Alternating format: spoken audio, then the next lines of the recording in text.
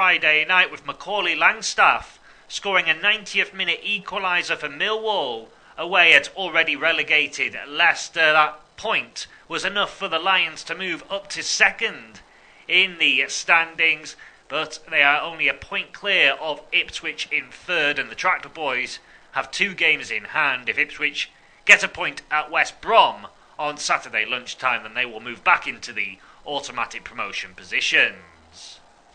Elsewhere, and in golf, Nelly Corder is in control of the first women's major of the year, the Chevron Championship, at the halfway stage.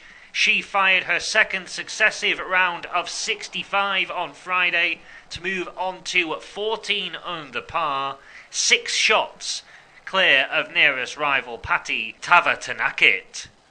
Elsewhere in golf, and English brothers Matt and Alex Fitzpatrick are continuing their fine seasons after they carded the round of the day at the Zurich Classic of New Orleans, which is a pairs event on the PGA Tour. The Fitzpatrick brothers carded a 7 under 65 to move on to 15 under for the tournament, just 1 shot behind leaders American pair Alex Smalley and Hayden Springer.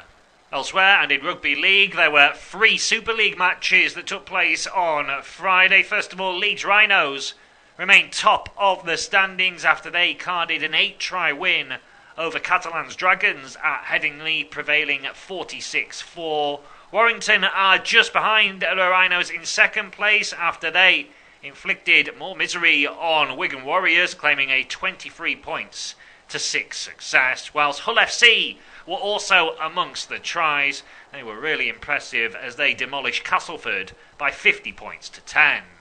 Finally, in Rugby Union, there was 1 match in the Prem on Friday night, and it was a big one as Bristol Bears won 52-19 away at Newcastle Red Bulls. That result for the Bears has moved them back into the top 4 of the standings, albeit they are just a point clear of 5th placed Exeter, having played a game more.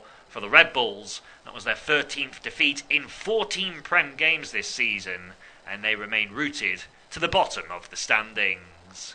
That's all for now. We'll have more later. Here are your latest sport headlines. I'm Tom McGarry, and we begin with football, as Nottingham Forest have taken a giant step towards securing their Premier League status after claiming a sensational 5-0 victory away at Sunderland on Friday night. A Trey Hume own goal got Forest up and running before Chris Wood, Morgan Gibbs-White and Igor Jesus added 3 more goals in the space of 6 first half minutes. Elliot Anderson then rounded off the scoring in second half stoppage time. The result has moved Forest 8 points clear of the relegation zone. They're on 39 points, and no top flight team has been relegated with that total or more since 2011. It also ramps up the pressure on their relegation rivals West Ham and Tottenham. Elsewhere, and there was also a big game in the Championship on Friday night with Macaulay Langstaff scoring a 90th minute equaliser for Millwall away at already relegated Leicester. That point was enough for the Lions to move up to second in the standings, but they are only a point clear of Ipswich in third, and the Tractor Boys have 2 games in hand. If Ipswich get a point at West Brom on Saturday lunchtime, then they will move back into the automatic promotion positions. Elsewhere, and in golf, Nelly Corder is in control of the first women's major of the year, the Chevron Championship, at the halfway stage. She fired her second successive round of 65 on Friday to move on to 14 under par, 6 shots clear of nearest rival Patti Tavatanakit. Elsewhere in golf, and English brothers Matt and Alex Fitzpatrick are continuing their fine seasons after they carded the round of the day at the Zurich Classic of New Orleans, which is a pairs event on the PGA Tour. The Fitzpatrick brothers carded a 7 under 65 to move on to 15 under for the tournament, just 1 shot behind leaders American pair Alex Smalley and Hayden Springer. Elsewhere, and in Rugby League, there were 3 Super League matches that took place on Friday. First of all, Leeds Rhinos remain top of the standings after they carded an 8-try win over Catalan's Dragons at Headingley, prevailing at 46-4. Warrington are just behind the Rhinos in second place after they inflicted more misery on Wigan Warriors, claiming a 23 points to 6 success, whilst Hull FC were also amongst the tries. They were really impressive as they demolished Castleford by 50 points to 10. Finally, in rugby union, there was one match in the Prem on Friday night, and it was a big one as Bristol Bears won 52-19 away at Newcastle Red Bulls. That result for the Bears has moved them back into the top 4 of the standings, albeit they are just a point clear of 5th placed Exeter, having played a game more. For the Red Bulls, that was their 13th defeat in 14 Prem games this season, and they remain rooted to the bottom of the standings. That's all for now. We'll have more later.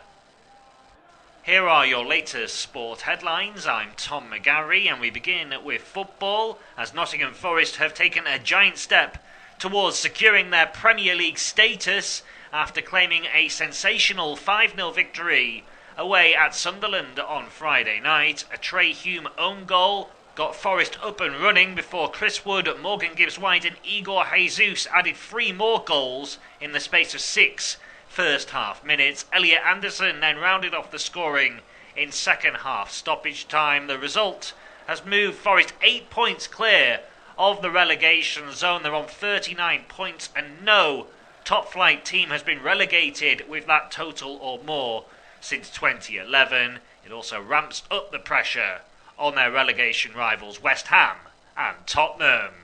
Elsewhere, and there was also a big game in the Championship on Friday night with Macaulay Langstaff scoring a 90th minute equaliser for Millwall away at already relegated Leicester. That point was enough for the Lions to move up to second in the standings, but they are only a point clear of Ipswich in third, and the Tractor Boys have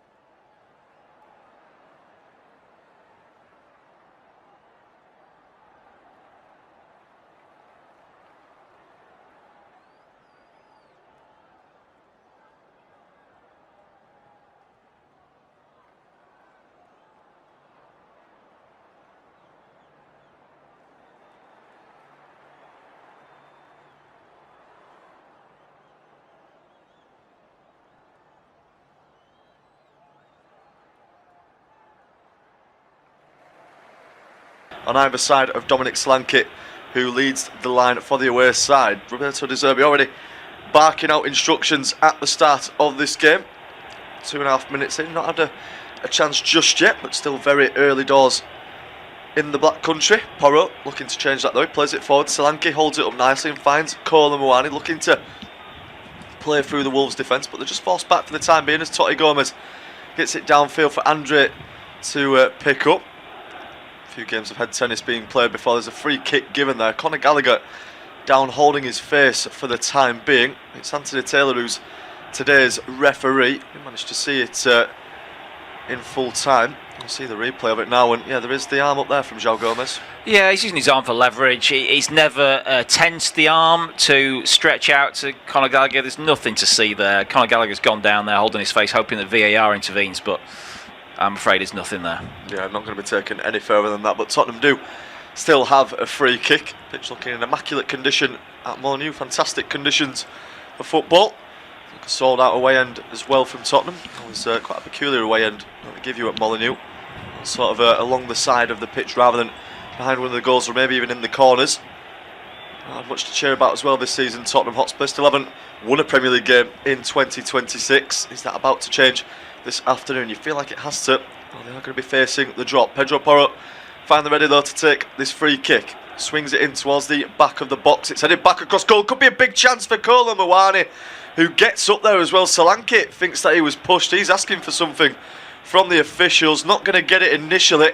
And it's Tottenham who have the first chance of the match. Yeah, great set piece from Tottenham. The movement creates the room at the back post for the header back across goal. Porro finds his man with a pinpoint delivery. And then Danso with a header back across, and he's thrown himself at it there, Solanke. Whether he was pushed or whether he jumped, that's the question, isn't it? But he goes to ground, and the referee just says goal kick. Yeah, that's what it was given. He might have been offside as well, actually, as the ball was headed back across goal. We'll see if VAR does intervene. Not being given any indication of it doing so. And 5 minutes in, still goalless in this one. Tottenham having a positive start though. So there's been an early goal in the game of the Championship between the two relegated sides. Oxford relegated before kick-off, and they're now 1-0 up against Sheffield Wednesday, who are of course the bottom team and looking to get out of the minus points. Jed Spence now though for Tottenham, running down the left side. Good pace from him as well. Still going as he's past Mane. That's brilliant from Jed Spence, and he set it up for Siemens to run on to. Still going, foot in from the Wolves man, but Tottenham will still play on. Gallagher bringing it forward. A few cases for a few fouls there before Tottenham eventually keep playing. Anthony Taylor's played lots of advantage, and here is Gallagher. Bentancur sliding it through. This is good football from Tottenham. In down that left side, is there a push there on his man? There's not, according to Anthony Taylor. Jed Spence, absolutely sensational from him, carrying the ball up the pitch, and he's won inside a corner. Yeah, he started the move and finished the move there, didn't he? Jed Spence with help from Simmons on the way, and Wolves just struggling down that side, and they got the inexperienced Pedro Lima playing a sort of right wing back today, and it looks like Spence against him is going to be probably a good area for Tottenham to try and exploit. Certainly does. Positive stuff though so far for the side from North London. Can it result in a goal as well? It's going to be Simmons to take the corner. It's the first one of the match. The in-swinger from the Dutchman to come in. Plenty of players inside that 6-yard penalty box. Simmons goes short of it actually. He finds Porro. Porro swings it in towards the back post, and then another dangerous delivery which is cleared away by Sarr. It'll be picked up though now on this near side by Basuma. Back towards Spence, trying to chip the ball forward for Gallagher to work with. He's beaten to it though in the end. Wolves should be able to break clear, but they're causing all their own problems at the moment and struggling to get out of their own defensive third. Basuma finds Solanke, who's popped up on the right side. He will now move back towards his more natural position up front. Spence towards Basuma, and now with Bentancur in the middle. Van der Ven, who's the captain this afternoon for Tottenham Hotspur. And this is the side that I think Roberto De Zerbi would have wanted. His side are definitely dominant, as they would expect to be against Wolves, and maybe could have a chance now. Solanke trying to play the ball forward. He'll go down, but it should be a goal kick for Wolves is as well. But a positive start from Roberto De Zerbi's team. Yeah, it seems like quite a fluid forward line in a sense that, the players around Solanke will interchange positions, but Solanke needs to stay in that central corridor. He's the focal point, isn't he? He has to be, always there to receive those type of passes that we just saw there as he tried to latch onto it. It's come off him and gone behind for a goal kick. But Yeah, you'd imagine that De Zerbi would be reinforcing, what he wants to see in training, and as long as these players are fit for training, then he'll be able to get them up to speed and playing the way he wants to. Yeah, certainly will. Just seeing James Maddison there sat on the bench, they'll be wondering if they can introduce him to the game. Might not need him though. They're in down the right side. It's good tracking back though in the end from Hugo Bueno. He makes the challenge there as Colin Moani was darting down the right side. It is going to be another corner though for Tottenham. It's been all the away side so far at the start of this game. Good pace from Colin Moani. It was Totti Gomez actually who got across to make the challenge. Good play from him. Yeah, I mean, quite a few Tottenham fans questioning how Colin Moani is still in the team, to be honest, but De Zerbi's obviously seen something he likes. He wants him in that role. Obviously Solanke down the centre, Colin Moani playing off him on this occasion down the right. See what they can do with this corner. It's coming to the outswinger this time. It's coming from Xavi Simons. Floats it as well towards the back edge of the box. I think Anthony Taylor's already given a free kick. A bit of pushing and shoving from the Tottenham players. He demonstrates it as well on Conor Gallagher. 8 minutes gone, still goalless in this one. Danso may have been the guilty party as well. Well, he was last week, wasn't he? Yeah. Giving the ball away, was it, in the final moments for that Jorginho Rutter equaliser. Just knocked the stuffing out of the entire stadium at Tottenham Hotspur Stadium. Yeah, you could tell how much it meant to them as well. I mean, even after Xavi Simons' goal, the celebrations, and then to be hit like that in the final few moments when you're just about to get your first Premier League win of the calendar year, must have absolutely broke them. Really, it's going to take something from them to come back from it. Of course, starting the day in the relegation zone, they'll be keeping an eye on West Ham United. Still goals between them and Everton though. Leeds not involved this weekend. They're in the FA Cup semi-final, which gets underway tomorrow against Chelsea. As Wolves come forward now. Forest obviously a 5-0 victory last night against Sunderland. Do you think that might be them out of it? They're on 39 points now. It looks like it is going to be between Spurs and West Ham. Wolves with their first real attack now of the game as well. Down this right side with Lima. He's looking for the options. Has to go back towards Doherty in the end, and now all the way back for Santiago Bueno. Across to Totti Gomez. Space on the left for Hugo to work with. Now back to Totti in the centre. Birmingham taking a lead against Bristol City in their game in the Championship. Neither of those sides really do anything still with their seasons. No chance for Wolves again. Good interplay in the centre there. It's just fallen behind though in the end, and Simons could be onto this one. He's past the halfway line now as well. Xavi Simons still going. He needs support though. Solanke's gone the other way. It's back towards Basuma. It's good play from the Dutchman. Basuma now towards Porro. In the centre again towards Danso. Simon mentioned came under fire quite heavily. That's a mistake against Brighton. 10 minutes gone though in this one, and positive start from Tottenham. Jose Sarr not forced into any big saves as of yet, but they've controlled it. Van de Ven moving it forward on foot. Bentancur in the centre. Now finds it out wide. What can Tottenham do with this one? Spence shown the other way up towards the halfway line. It's just sort of slow at the moment, isn't it? They're definitely opting to just try and control the game, Tottenham, rather than risking it and making mistakes. Yeah, I think they're trying to set themselves a platform, aren't they? Trying to establish a dominance in the middle of the park and then build from there. Not trying to just give possession away early, possibly give momentum away to the opponents by playing some hopeful but wayward passes. So they're just trying to, like I say, have control in midfield and build from there. Gallagher playing it forward. Again, though, it doesn't really go anywhere, and Wolves can now maybe get more, and that's a mistake though. Colin Moani could be in. He's up towards the edge of the box now. Colin Moani goes for goal. Hits it wide in the end. Wolves again causing their own problems. Colin Moani taking the shot on himself. Should he have done better? Yeah, but I like the fact that he's taken the shot on himself. There really wasn't much else on. It's an awful pass by Andre. Straight to Colin Moani. He's 10 yards outside the box. Drives towards the edge. Probably could have taken it on a little bit further there, but he's tried a shot from outside the area. It's gone a yard wide with pace and power, but just not on target. Yeah, he's hit it well. It's just the wrong side though of Jose Sarr's post in the end. They get away with it for the time being. Wolves can't make more mistakes like that though. They might be punished. There could be another chance now, or just evades Xavi Simons in the centre. Wolves now get the ball down. João Gomez finds it over towards the right side. It's a little bit behind the intended target of Lima, but they should still pick it up in the end. Wolves do as well with Santiago Bueno. Cross now in the centre as Wolves look to establish some of their first real possession of the game. And moved out for Hugo. Totti in support, but he's crowded out by 2 Tottenham players, and they look up for this one so far. Tottenham, they've won the ball back. Gallagher into the centre for Coleman Moane. Siemens moves it out now. Chance of a left for Spence. Up towards the edge of the box, gets it on his right foot, goes for the shot as well. It's blocked, and it takes a deflection off of Anthony Taylor, the referee in the end, who I think is going to have to stop the game and replay it. Jed Spence so far, of course, I mentioned the only change coming into this game, and looking lively. Yeah, he is. He's, he got away from Pedro Lima again there, just coming onto his right foot and tried to strike a sort of purposeful shot, or I think it was more of a shot than a cross towards goal from that angle, but João Gomes got in the way. Here's a chance for Tottenham again. Yeah, good ball from Coleman. It's played into the centre as well, and a crucial bit of defending there from the Wolves captain, Matt Doherty. There's a few players steaming in. Pedro Porro made the run down the right wing. He was fouled as well, not being tracked by Mane.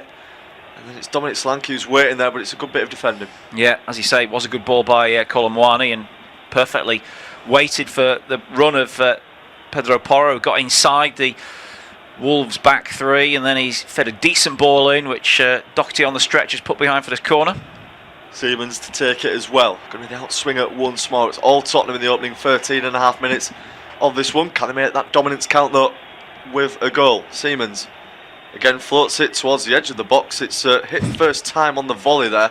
Quite an ambitious effort in the end. Not really sure what the plan was from that corner, but Porro sends it into the stands regardless. Yeah, Porro just, when it came to him, it wasn't the greatest delivery. There was too much loop on it, not flat enough for him to really strike as he probably wanted to, and he just got it all wrong. And they defend again now. Yeah, chance for Wolves now to move forward. Mane plays it out towards Hugo on this left side. First time ball is a dangerous one. It's all the way through in the end. They just made the run a little bit too far in front of it. Siemens will let it go out. Thought of throwing over on the far side, but the first real moment there from Wolves. Yeah, that's what Tottenham have been susceptible to all season in transition. You know, quick passes in behind the midfield, and then the finish wasn't there on this occasion from Wolves, but it was a dangerous moment, and Tottenham have got to get alive to that. Spence to take this throw in. It's about in line with his own 18-yard box.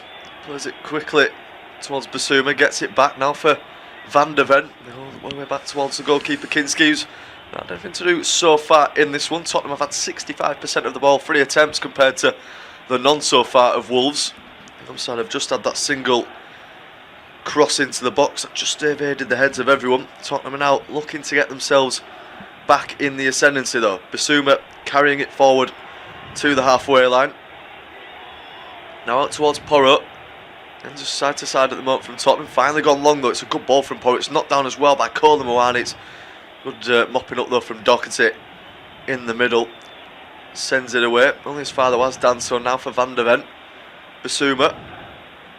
Up towards Spence. He's got Lima for cover. He's going to beat him for pace as well. He's got round Lima. He's up towards the edge of the box. Still going Jed Spence. There's a touch in the end though from Lima. It just breaks the stride there of Jed Spence. Almost a chance. Jed Spence though continuing to look dangerous so far in this one.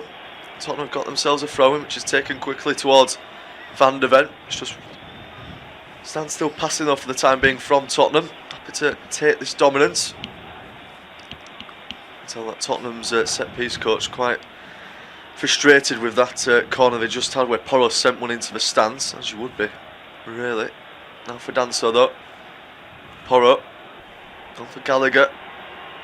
Now moved out towards Coleman Moane, who's looking lively again. Good little bit of skill to get around his man. He's still going up towards a byline as well. Tries to put a ball into the air. It's good defending from Totti Gomez. It comes off his man last as well. Off of Coleman Moane. Out for a goal kick, and positive play again from Coleman Moane. He was looking confident. Yeah, he's looking really lively down the right hand side, and maybe a double deflection there. I think Totti Gomez had a claim for was it a goal kick? Yeah. So Totti Gomez just did enough there to block out the cross and get the double deflection, but really positive, really. It's what you want to see from the Tottenham forward there, Amber Colomwani, to try and be positive when he gets the ball. Exactly what his manager will be wanting to see. Of course, Tottenham have agreed a deal in principle to sign Marco Senesi for next season. The Bournemouth for centre-back, that of course depends on them staying in the Premier League. Mane can't quite touch the ball down there as it was played to him a rate of knots. So Tottenham have got it back. Porro chips one over the defence. It could be on now for Colin Mwani again to run at them. He's crowded out by 3 Wolves players in the end though, and out for a throw-in. Celebrating every challenge at the moment. The Wolves players, and see what their plan is, just to try and sit back and then hit Tottenham on the counter. They have got some good pace going forward, the likes of Mane, Lima as well. Armstrong can do a decent job up front. Of course, that signing being made definitely in preparation for the Championship. Throw-in goes forward, again up in the air, brought down by Tottenham, and Bentancur just can't quite find Siemens. He puts it past him.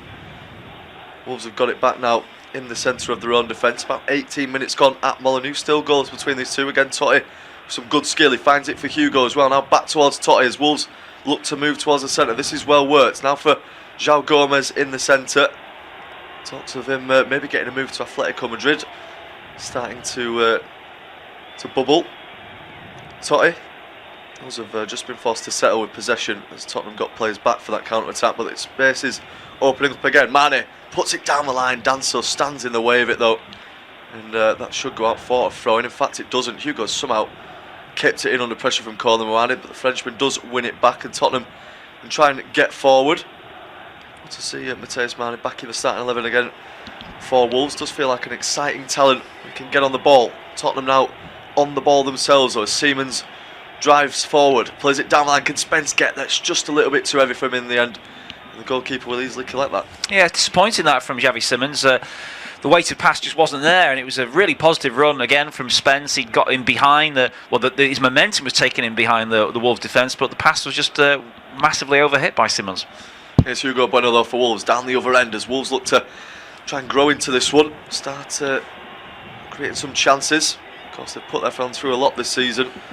Want to give them something good right at the end of it. Doherty out wide for Lima as well. He's in space and could attack his man if he wants. Plays it in the centre for Armstrong. It's a heavy touch and really poor in the end there from Adam Armstrong. Wasn't really under too much pressure, but still fumbled his touch, and eventually it has gone out of play for a throw-in as we approach 20 minutes gone at Molineux. Yeah, I think the centre-forward position's been obviously a big issue for Wolves this season. They've not scored enough goals. They haven't really had a sort of settled striker there to sort of just be a focal point and play off. Tolo Arokadare, he's come in and he looks a little bit still too raw maybe for this level. Obviously Armstrong was signed in the January window and he doesn't really bring many goals at this level, does he? I mean, I think for the Championship next season, you wouldn't want anybody else other than Armstrong, would you really, with the record he's got in that division? So, I mean, they've got the basis of a decent Championship team, isn't it? It's just, it's still some way off being a decent Premier League team. Yeah, definitely has a case of a lot of players being too good for the Championship but not quite good enough for the Premier League. Adam Armstrong, I think, sort of emphasises that more than most players. As Tottenham go a bit long this time with the pass forward. It's just about gone out of play for a throw-in as well, right by the corner flag. It's not a bad ball actually in the end. They might be able to pen Wolves in their own defensive third. So just starting to compose themselves in this game. I mean, because they started off the campaign, didn't they, with the lad at Crystal Palace now, Strand Larsen, yeah, and they had high hopes for him after he finished last season well, but maybe letting him go, obviously he wanted to go as well, was possibly the writing on the wall really for them not being a competitive side in this division. Yeah, there's always strong rumours linking him with a move away, wasn't there? There was the links to Newcastle in the summer, that never quite happened. Quite a few clubs were in for him in January. In the end did end up going to Crystal Palace. He's scored a few goals since making the move to South London. Not been the greatest season for Crystal Palace, but they do find themselves deep in the Europa League into the semi-finals. Conor Gallagher now has the ball for Tottenham, across towards Danso, and now eventually Van de Ven. Bissouma through the centre. Can Siemens run at the players now? He can. He's just shown the other way though.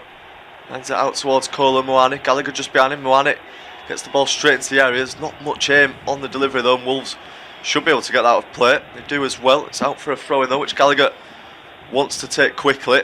He's not really got too many options though, moving up ahead of him. Might have to be settled just to give that one to Pedro Porro, but it doesn't. It goes backwards towards Danso. Now Van de Ven, the two centre-backs for Tottenham, having a lot of possession at the moment. Here's Spence moving around the inside. Sheffield United had a terrible season in the Championship, by the way, now 2-0 down against Preston North End at Bramall Lane. Tottenham coming down this right side, space for Gallagher to work with. Again, another sign of that really hasn't worked out at all for Tottenham Hotspur. Has been very critical of him since he made the move from Atletico Madrid, and he might be in there now. Colin up towards the edge of the box. There's just a man in the way of him, and might break for Tottenham in the end. Pedro Porro trying to keep it alive. Wolves will now break themselves out of it though. Just gone a little bit quiet in terms of chances for Tottenham after that fast start. Wolves have grown into the game nicely. They've got the ball again now in their own half. It's a crossfield ball as well over towards the defender in Doherty. They'll now chip one over the defence for Armstrong to try and run on to the end of. Showing the other way in the end though is Rodrigo Gomez out for a throw in. With that though, we have hit the halfway point of this first half at Mullen. Despite a fast start for Tottenham Hotspur, still goalless in this one between these two in the bottom three. And with that, will be Simon to take us through to half time. Cheers, Joshua. Yeah, the throw-in on the far side to be taken by Pedro Lima. He's desperate to just lob it in somewhere. In the end, he went straight to Bissouma, who clears away. He's going to break in midfield to Gallagher, who plays it out wide. Solanke running that left-hand channel, gets tripped up and wins a free kick for the relegation-threatened Spurs. Then he goes on a run, but the nearest to the ball, which was Gallagher, wasn't ready to take the free kick, so they start from square one again. Danso steps out of defence, plays it out to Porro. He's tucked in on the right, now fed wide by Bentancur to Colomwani. They're popping the ball about okay here, Tottenham, but Wolves are sitting back, not pressing too much, and not allowing them those easy alleys through. Here's Xavi Simons. He can usually thread the eye of a needle. This time he goes back to Danso. Porro again, draws Mane close to him, knocks it wide to Colomwani, right on the touchline, right-hand side, almost stood next to the linesman there. Goes in field, gets it back from Bentancur. Tottenham have probably had possession now for the past couple of minutes and haven't really done much with it. Now Xavi Simons, surrounded by old gold shirts, gets it off. Pass back to Bentancur. Danso again. Assesses his options, comes right hand side to Colomwani. They're constantly trying this channel. Links up with Pedro Porro. Back to Colomwani. Well covered though by Wolves and cleared up the field. Again, Spurs pick it up though. High up. Pinning Wolves back. That's a loose one from Danso. Forces both Bissouma and Spence to retreat, which they do, and they keep it in. They go back via Van der Ven and Danso. Kinski now gets a touch, rare touch for the Tottenham goalkeeper. Passes it out left-hand side. 25 minutes gone, still goalless at Molineux. Into the feet of Xavi Simons. First time out from Bentancur. A little bit strong, but it's kept in by Pedro Porro. That gave Colomwani a problem, although he's drawn a foul here from Hugo Bueno, and he's won a free kick. He's lost his boots as well. Yeah, I mean, they're playing some decent stuff, Tottenham, without really going anywhere. It's some good interplay, and I'd say that is a free kick there. Hugo Bueno just steps on the back of Colomwani's foot, gives away the free kick. Anthony Taylor not being card happy though, and yeah, still awaiting the first booking of the game. Van der Ven moves it forward for Tottenham.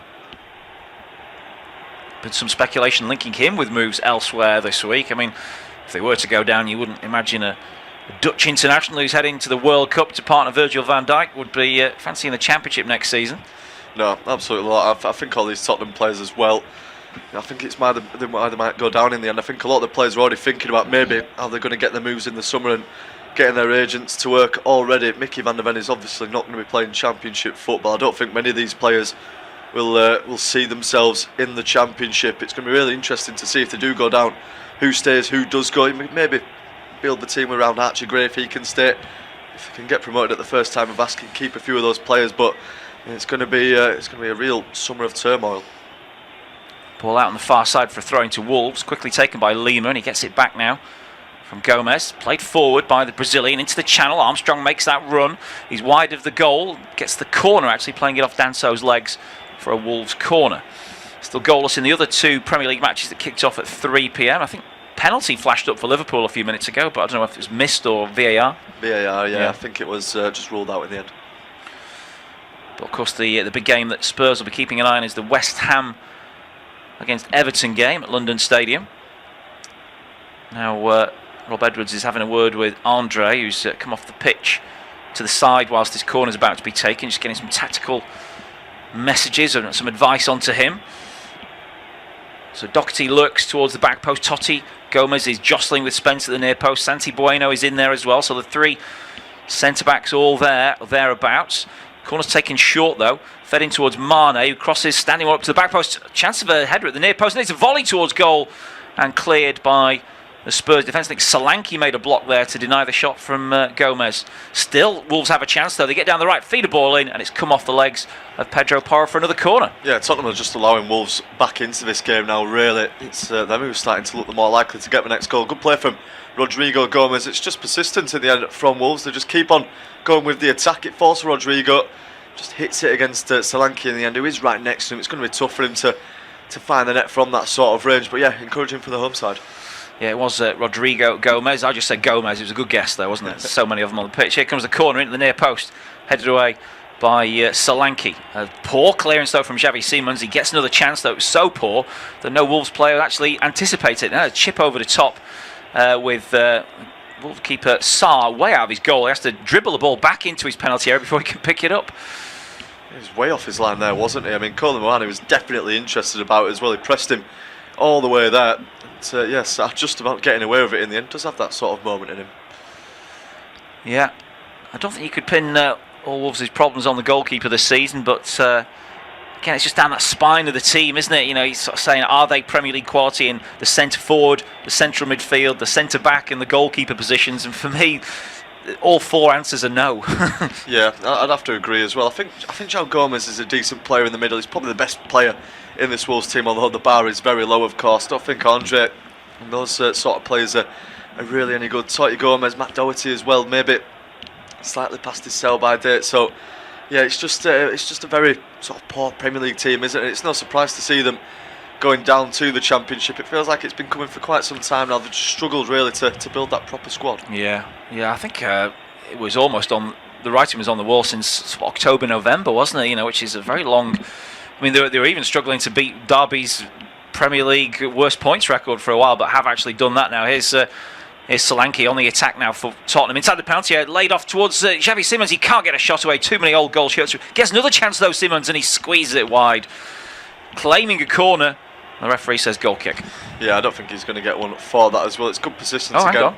The referee might give him corner, has he? I'm not sure. Is he pointed to the corner? We'll see the replay from behind. I mean, I'm not sure if it comes off of Totti Gomez. It sort of goes through his legs, doesn't it? Yeah, it's a goal kick for sure. They would just all seem to be lining up for a corner there, but probably it was going to be just a short goal kick, I think, for Wolves. The Tottenham sporting director, much criticised, is in the ground today. Johan Lange. Obviously, he's made a few questionable decisions. Well, as Tottenham have for a few seasons now, and they're sort of reaping what they sow here, aren't they? Really? Yeah, it's just been a disaster, hasn't it, from start to finish, especially with this season as well. I mean, the appointment of Roberto De Zerbi, it might turn out to be a good one. It just sort of screams of, not wanting to admit that this has gone horribly wrong. Maybe getting a manager in instead of, when Tudor got sacked, getting a manager in who could have had that track record of keeping teams up. De Zerbi, I think, screams, we've still got a project here that we're trying to work on. It's that sort of thing, isn't it? And not admitting that you have got it wrong and you need someone to save you. Good skill from Andre in midfield. Bursts away from a couple of Tottenham defenders and plays it out to Mane. In the shadow of the main stand, he's lost that to Porro. Spurs pick it up halfway, feed it into the feet of Xavi Simons, who moves it away from his body and gets brought down. Referee Taylor waves away Spurs' claims for a free kick. Solanke was on the scene though quickly, but then he's fouled Andre and gives away Wolves' free kick. Yeah, just been broken up again, isn't it, in the middle? And Xavi Simons needs to be careful with his reactions there. He's right up in the face of Anthony Taylor, who was complaining. He gets away with it. Just see again that he's hacked down by Rodrigo Gomez from the looks of things. Play continued though, and then obviously they've dragged another player back. So yeah, it's just sort of breaking up in the middle. Yeah. Just needs to remember where he is there. I mean, obviously last week's goal was, someone said, over-celebrated for the time it came. There's still lots of time left in the game. He sort of celebrated like it was the goal that was going to keep them up, let alone just win the game. But there's so much emotion in it because he's had a poor season. He's come with big expectations. He's not delivered, and then he finally does deliver in a big game. he wants to celebrate. Yeah, it all came out, didn't it, once there for Xavi Simons. He has had a tough season, and for the price tag that was paid for him, we definitely would have expected him. I still think he has been one of Tottenham's better players, although, again, it's not really saying much with how they have performed this season. Yeah, it's just a massive outpouring of emotion, and when you're Brighton players and you're seeing that with 15 minutes left to go, you're thinking, these lot are really up against it, and it just came through as well when the final goal came in from Jorginho Rutter. The reaction from Siemens, it was just as emotional as to when he scored. Yeah. Of course, probably the Wolves players have got some sort of relegation clause in their contract where, this is for Wolves. It's like almost you've got to guard against it. There's a chance there for Tottenham down the left-hand side. Spence inside the penalty area, lays it back, edge of the box. Bissouma plays it in low towards Simmons, who's back to goal, and he's moved away from danger, but it lines up Danso now, 25 yards out, wide to the right for Porro. Lots of black shirts in the box, but the cross is ballooned up in the air for deflection and headed away by Wolves. Simmons then picks it up again. It's loosely controlled by Andre, and again Van der Ven gets Spurs moving forward. They've penned Wolves back now before a challenge goes in by that's Andre, isn't it? Or is it João Gomez, I think, holding his knee there. He goes into a challenge on the far side, and the referee has given a free kick to Wolves, I think. Yeah, lots of free kicks being given at the moment. It's just sort of descended into it. We thought Tottenham had started well. See, there was João Gomez, just gets caught maybe by Jed Spence. Yeah, Jed Spence looks like he's going to go in high there, but I think he's withdrawn his foot, and then João Gomez has sort of seen the foot, the studs up, and then he's reacted like he's been absolutely decapitated, or the equivalent with the ankle there. But again, the referee just gives the free kick and lets them get on with it. That's a mistake, though, in defence for Wolves, as Colomwani feeds the ball in low to the edge of the 6-yard box. Solanke trying to hold the ball up has shoved his man over, and although Xavi Simons in frustration swipes it home, and the free kick had already been given. Yeah, good finish at least from Xavi Simons. He's shown that he can find the net again in this game. But yeah, Wolves just causing their own mistakes. Gallagher down the right side. Solanke, yeah, he just sort of gets in too much there on Santiago Bueno. Gets himself on the right side of the Tottenham man. Feels the contact. Easy decision for the referee. Bit of shooting practice for Xavi Simons as well there. But just going back, the Wolves players, I'm assuming here, will probably have relegation clauses, so that'll be, your wages go down to a certain percentage of what they are in the Premier League. There'll be maybe some sort of provisions for what's price, that they're allowed to go for in that event. But I would think that none of the Tottenham players will have that kind of allowance in their contracts, or so they could be going down on Premier League money. Well, I hope for their sake they have put those relegation drops in, because that can absolutely destroy them if they were paying these sort of wages in the Championship and they somehow didn't come back up. I mean, look, most of the players will still be moved on, but for the ones that stayed, that's an awful amount of money to be playing players to play in the Championship when you're not getting the TV revenue as well to back it up. Tottenham are a massive club and still bring in a lot of money, but they need that sort of broadcasters' money as well to keep it running. And it'd just be another reason for why relegation would be one of the worst things to have ever happened to them. Liverpool are taking the lead at home to Crystal Palace now. So first goal in the Premier League on the 3 o'clock kickoffs, and it's Alexander Isak back from injury and back on the score sheet there to give Liverpool the lead. 10 minutes to half time at Molineux. Wolves just struggling to get out their own half at the moment. Totti Gomez clears, picked up by Porro. First time ball is cut out by Andre. Now João Gomez plays it out to the right for Doherty, ex-Tottenham player, of course, to advance to the halfway line. Now back into João Gomez, who's taking it under pressure, does really well to find Andre. His fellow Brazilian knocks it out wide left here to Hugo. Down the line further to Mane. Wolves on the attack now, but Spurs have got plenty of black shirts in defence. Wolves just passing it in front of them at the moment. Go back into the central defensive line. Totti Gomez trying to bait the press. Now out to Mane on the left. Mane's got Hugo in front of him. He's played a lovely ball here up towards Armstrong. Armstrong on the half turn in the penalty area. He's got support behind him. If he can find him, he tries to go himself and wins a corner. He does, but I think the flag's already gone up for an offside. I think they just let it run to see how the attack panned out. It did look like Armstrong had made his run just a little bit earlier there. Linesman on the far side. No hesitation. Just see the replay. It's actually tighter than it initially looked, but yeah, given in the end. Good work though from Armstrong. Yeah, he made a good run. Whether it was well timed or not, the flag went up, and the flag went up once the move had died after his attempted Cruyff turn on the on the byline. There's a player down for Spurs at the moment in need of some treatment. It looks like, this is bad news. Dominic Solanke, who's, of course, as we know, has been injured for most of the season. That's been one of the reasons why Spurs are in the position they're in, and now he's down here holding the back of his thigh. Just can't get a break at the moment, can they, Tottenham, especially with these injuries. We mentioned about Udogie being injured coming into this game, and now it looks like Dominic Solanke is going to be as well. Richarlison is getting ready to come on down the sideline, so I mean, we didn't even see what it was with Solanke. That's the worrying one, isn't it, when it always sort of happens off the ball. We've been trying to replay of what it might be, sort of in a little bit of a collision with João Gomez. There's not too much contact between him and the Wolves midfielder though, and he's just tweaked something, and he's down on the deck at the moment, and Richarlison will be coming on. Yeah, this wasn't an impact injury really. It was João Gomez just turned away from him on the halfway line to set up that last attack, and he came away limping. So De Zerbi is going to be forced into the first change, and Richarlison already stripped and doing his extensive warm-ups down the wide alleyways alongside the pitch at Molineux. They're just waiting for Solanke to get back to his feet, but I think Solanke's taking his time here because he knows he's coming off and he wants to give Richarlison as much time as possible to warm up. Yeah, definitely the smart thing to do in that situation, isn't it? Make sure Richarlison's all set to come on. It's a decent substitution still to be able to make. Richarlison still definitely capable at Premier League level of scoring goals, especially against this sort of Wolves side. Even though they have been ravaged by injuries, there's still some very good players on the bench there that can come on if they need. Like Matthias Tell, I think, has been decent at times for Spurs. Archie Gray, of course, in the middle, as well as Lucas Bergvall. Madison has been back on the bench a few times recently. I'm not quite sure if he's ready to be playing. Obviously, they've still got those other players out, like some Kulusevski. Feels like he's been out for an absolute eternity so far, the Swedish international. But Solanke back up to his feet now, I think ready to go off. Yeah, it's the creative midfielders, isn't it? They've had problems. And Bentancur, although he's more of a sort of a sitter, he's got that creative streak in him, and he's had lots of time off, missing the season. Obviously, Kulusevski hasn't played for more than a year now, and setback after setback with his injury rehab, so it seems. Such a shame, because he's going to miss the World Cup now as well. I mean, it's basically Sweden have qualified for the World Cup without him.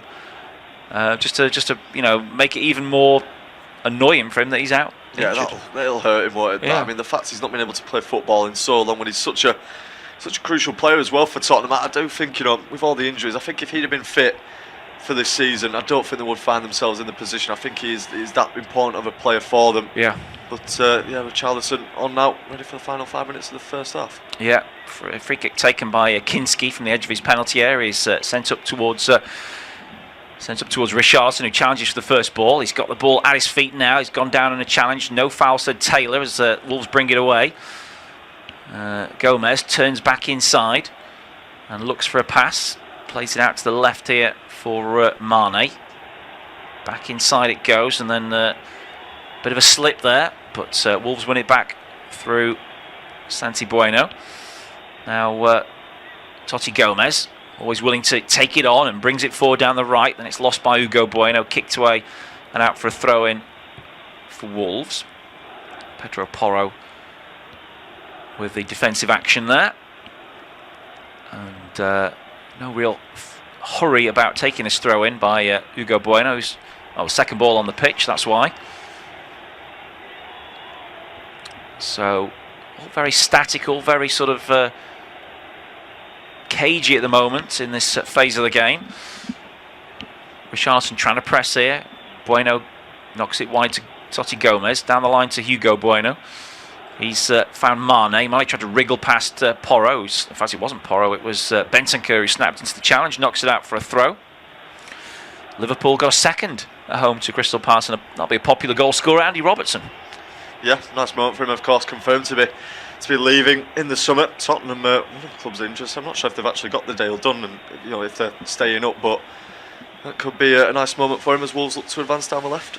Yeah, Tottenham win it back. There's half a challenge goes in there from Armstrong, but Spurs have enough numbers back. Bissouma in between the defenders. Now Danso clears down the line, headed back in field again, picked up by Wolves, and driven forward by Bueno. Finds Mane, lovely footwork from Mane to get away from Gallagher. He tries to take on Porro now, and he's possibly won a corner here. Yeah, that was good, positive play there from Matthias Mane. Yeah, they need to get him on the ball as much as they can, Wolves. He's definitely one of the most dynamic and attacking players that they've got. Shown that at times this season. He's always a threat. And yeah, good work from there to force the corner and set piece chance. Tottenham, despite that fast start, just not really been able to get anything concrete going, and Wolves have looked fairly comfortable. Yeah. Signed him from Rochdale, didn't they? The National League club, Matthias Marni, as he plays this early cross in from the corner, and it's flicked behind for a goal kick, though it came off a Wolves' head. Yeah, I think it's Armstrong, isn't it, at the near post, who's just got his head to that. Kind of decent delivery in there at the near post, thinking the Tottenham players don't track them, trying to head it on for someone to attack at the far post, but it's just beyond the runs of everyone else, out for a goal kick. Yeah, he got the sort of eyebrows on it, if you like, just a flick header, but nobody at the back post to convert there for Wolves. Kinski then from the goal kick, just passes it out. Bentancur takes it under pressure, knocks it back to Danso. And Kinski again. Trying to bait this press, aren't they, Tottenham? But Kinski plays it through the lines pretty confidently. And Bentancur knocks it back, and Bissouma. Here's Danso carrying it forward. Chips a pass out to the left-hand side for Xavi Simons. Keeps it simple, finds Bentancur. Spurs looking out to the left again. Colomwani out on the right was doing some damage in the early stages, but they've not really looked his way in the last 10 minutes or so. It's been going the other way. No, they haven't. They've just not been able to get him in space. Maybe that's partly down to Wolves and just trying to mark him out of the game. He's looked threatening for Tottenham Hotspur. But, I mean, yeah, the first half, it started lively, but it's just sort of grinding to a halt, really, in the end. It looks like both sides are pretty happy just to go in at the break goalless, maybe just to try and reset things and then think about attacking in the second half. Porro plays it wide to Colomwani, and he kind of panicked as the defender closed in, and he just hammered it away to the other side, but he does find Van der Ven. The former Bundesliga defender carries it up to the halfway line. His pass a little bit behind Porro as well, but he knocks it wide to the right now for Gallagher. Gallagher feeding Colomwani. First time back to Porro, corner of the box. Tries the early ball, takes a deflection, which helps Sarr just gather on the edge of his 6-yard box. Sarr urging his team to move into positions where he could orchestrate a quick counter-attack. He's hit one over the top, but he's got that badly wrong. No chance for Rodrigo Gomez to catch that, and it's through to Kinski. Yeah, it's not the worst idea from Jose Sarr. Just trying to catch Tottenham out, as we've already mentioned this game. They are susceptible to that on the counter-attack, and Rodrigo Gomez has got a good bit of pace about him. However, he's not quick enough to get on the end of that one, and yeah, just goes begging for Wolves. Spence challenged by Lima. Lima does well there, knocks it down the line. Then he gets pushed out of play for his troubles. Spurs try again down the left with Simons now knocking it back into Bissouma. Gallagher comes short, passes it out to the right for Colomwani. Good run being made outside him. Mwani looking for a 1-2 there with Porro, doesn't quite come off, and Mane brings it clear. Now it's going to be knocked away by Totti. Headed down by Danso, finding Porro again, right hand side. Tries to ride a challenge from Bueno. It's come off the Spurs man. There will be a goal kick to Wolves, and we're into the first of 3 minutes of stoppage time.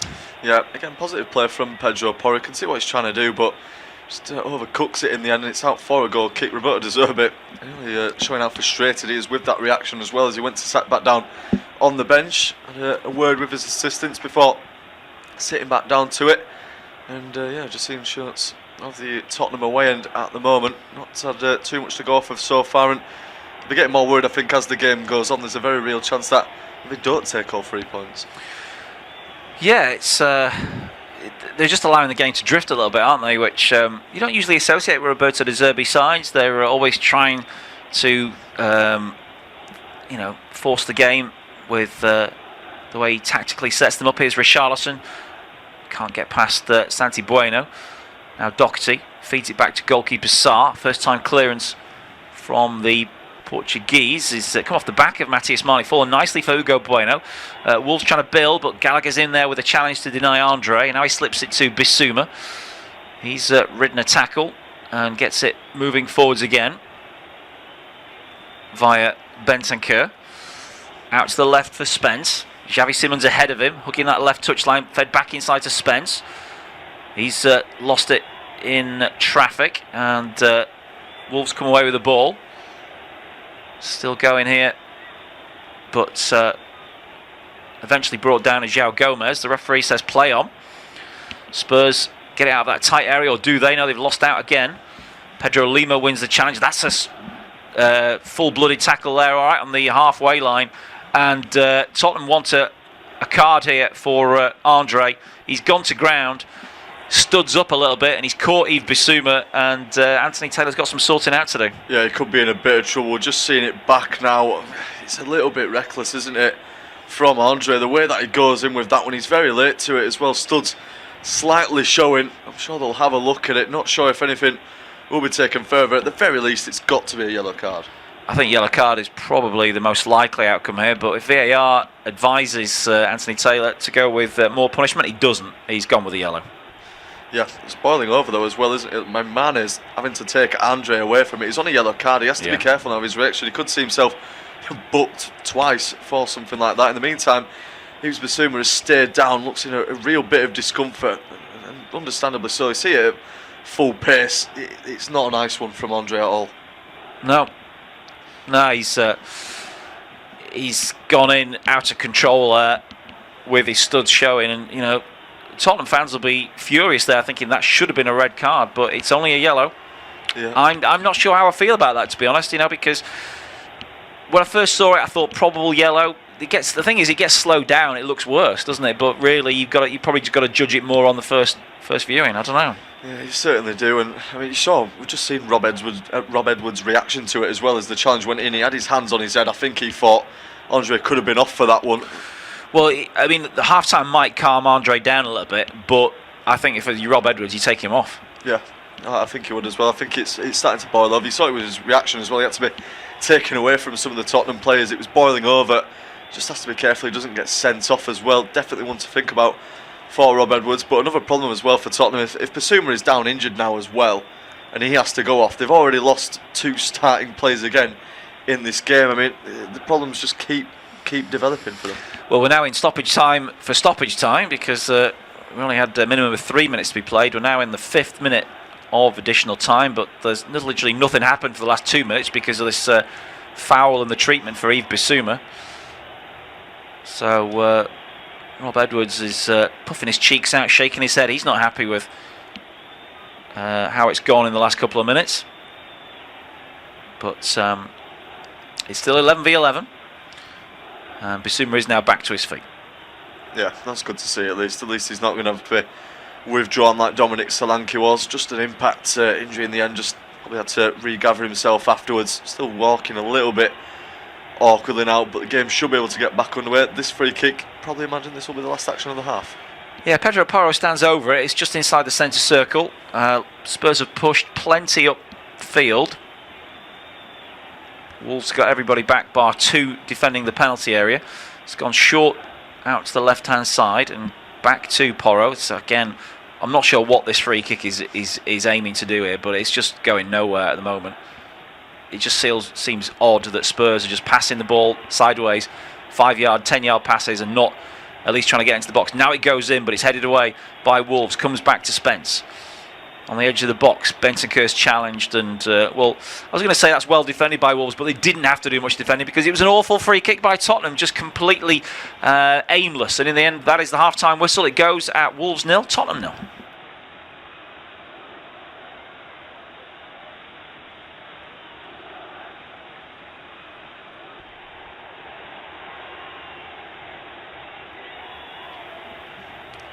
Half-time at Molineux, and it's still goalless between Wolverhampton Wanderers and Tottenham Hotspur. A game really devoid of any big chances so far. There's been more injuries really than shots on target in this one. Dominic Solanke being brought off for Tottenham, but yeah, not really too many chances to speak about. Spurs started fast, and Colin Moani was looking threatening. He lashed a shot wide of the post that had Sarr very interested. Wolves have hit back, had a chance from a corner. Armstrong's header going over, but it's still goalless at the break.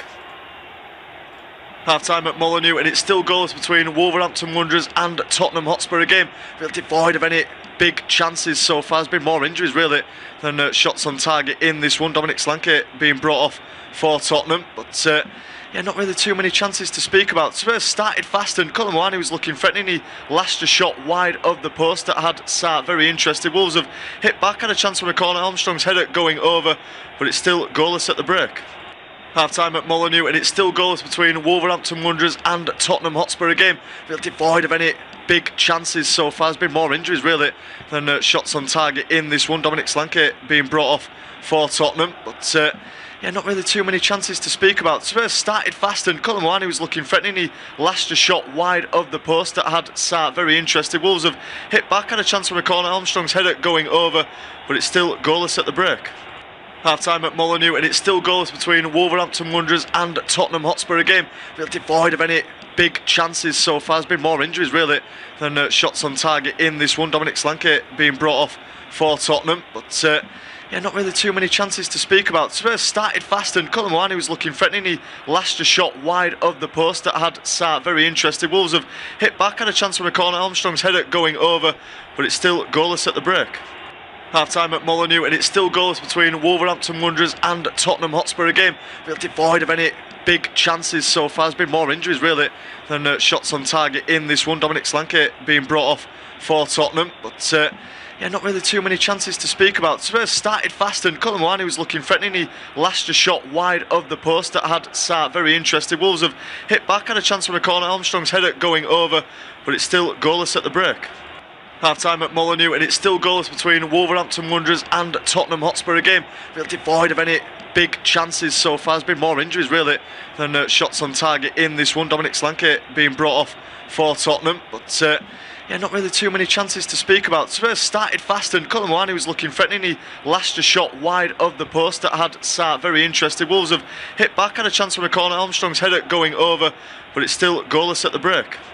Half-time at Molineux, and it's still goals between Wolverhampton Wanderers and Tottenham Hotspur. A game real devoid of any big chances so far. There's been more injuries really than shots on target in this one. Dominic Solanke being brought off for Tottenham, but yeah, not really too many chances to speak about. Spurs started fast and Cullen Wani was looking threatening. He lashed a shot wide of the post that had Sarr very interested. Wolves have hit back, had a chance from a corner. Armstrong's header going over, but it's still goalless at the break. Half-time at Molineux, and it's still goals between Wolverhampton Wanderers and Tottenham Hotspur. A game real devoid of any big chances so far. There's been more injuries really than shots on target in this one. Dominic Solanke being brought off for Tottenham, but yeah, not really too many chances to speak about. Spurs started fast and Cullen Wani was looking threatening. He lashed a shot wide of the post that had Sarr very interested. Wolves have hit back, had a chance from a corner. Armstrong's header going over, but it's still goalless at the break.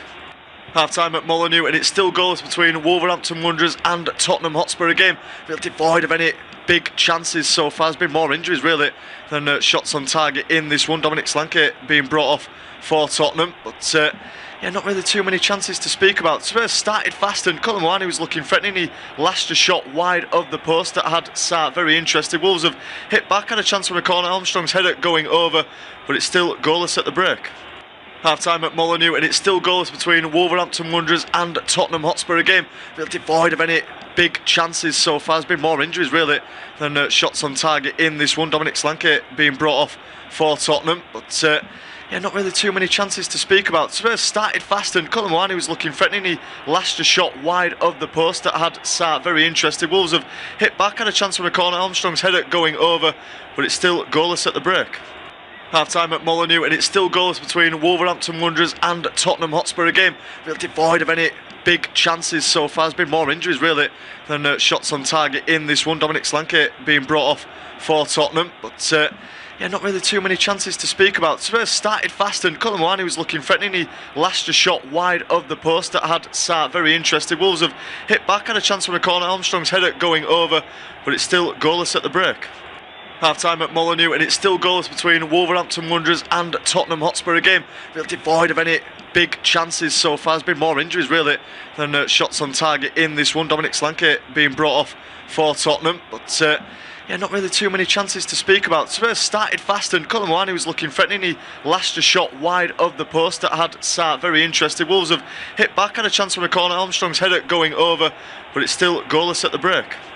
Half-time at Molineux, and it's still goals between Wolverhampton Wanderers and Tottenham Hotspur. A game real devoid of any big chances so far. There's been more injuries really than shots on target in this one. Dominic Solanke being brought off for Tottenham, but yeah, not really too many chances to speak about. Spurs started fast and Colomwani was looking threatening. He lashed a shot wide of the post that had Sarr very interested. Wolves have hit back, had a chance from a corner. Armstrong's header going over, but it's still goalless at the break.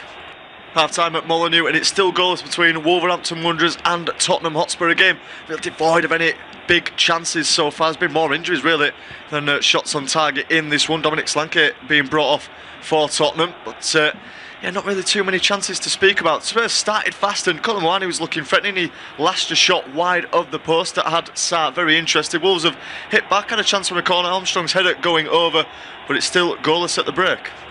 Half-time at Molineux, and it's still goalless between Wolverhampton Wanderers and Tottenham Hotspur. A game devoid of any big chances so far. There's been more injuries really than shots on target in this one. Dominic Solanke being brought off for Tottenham, but yeah, not really too many chances to speak about. Spurs started fast and Colomwani was looking threatening. He lashed a shot wide of the post that had Sarr very interested. Wolves have hit back, had a chance from a corner. Armstrong's header going over, but it's still goalless at the break.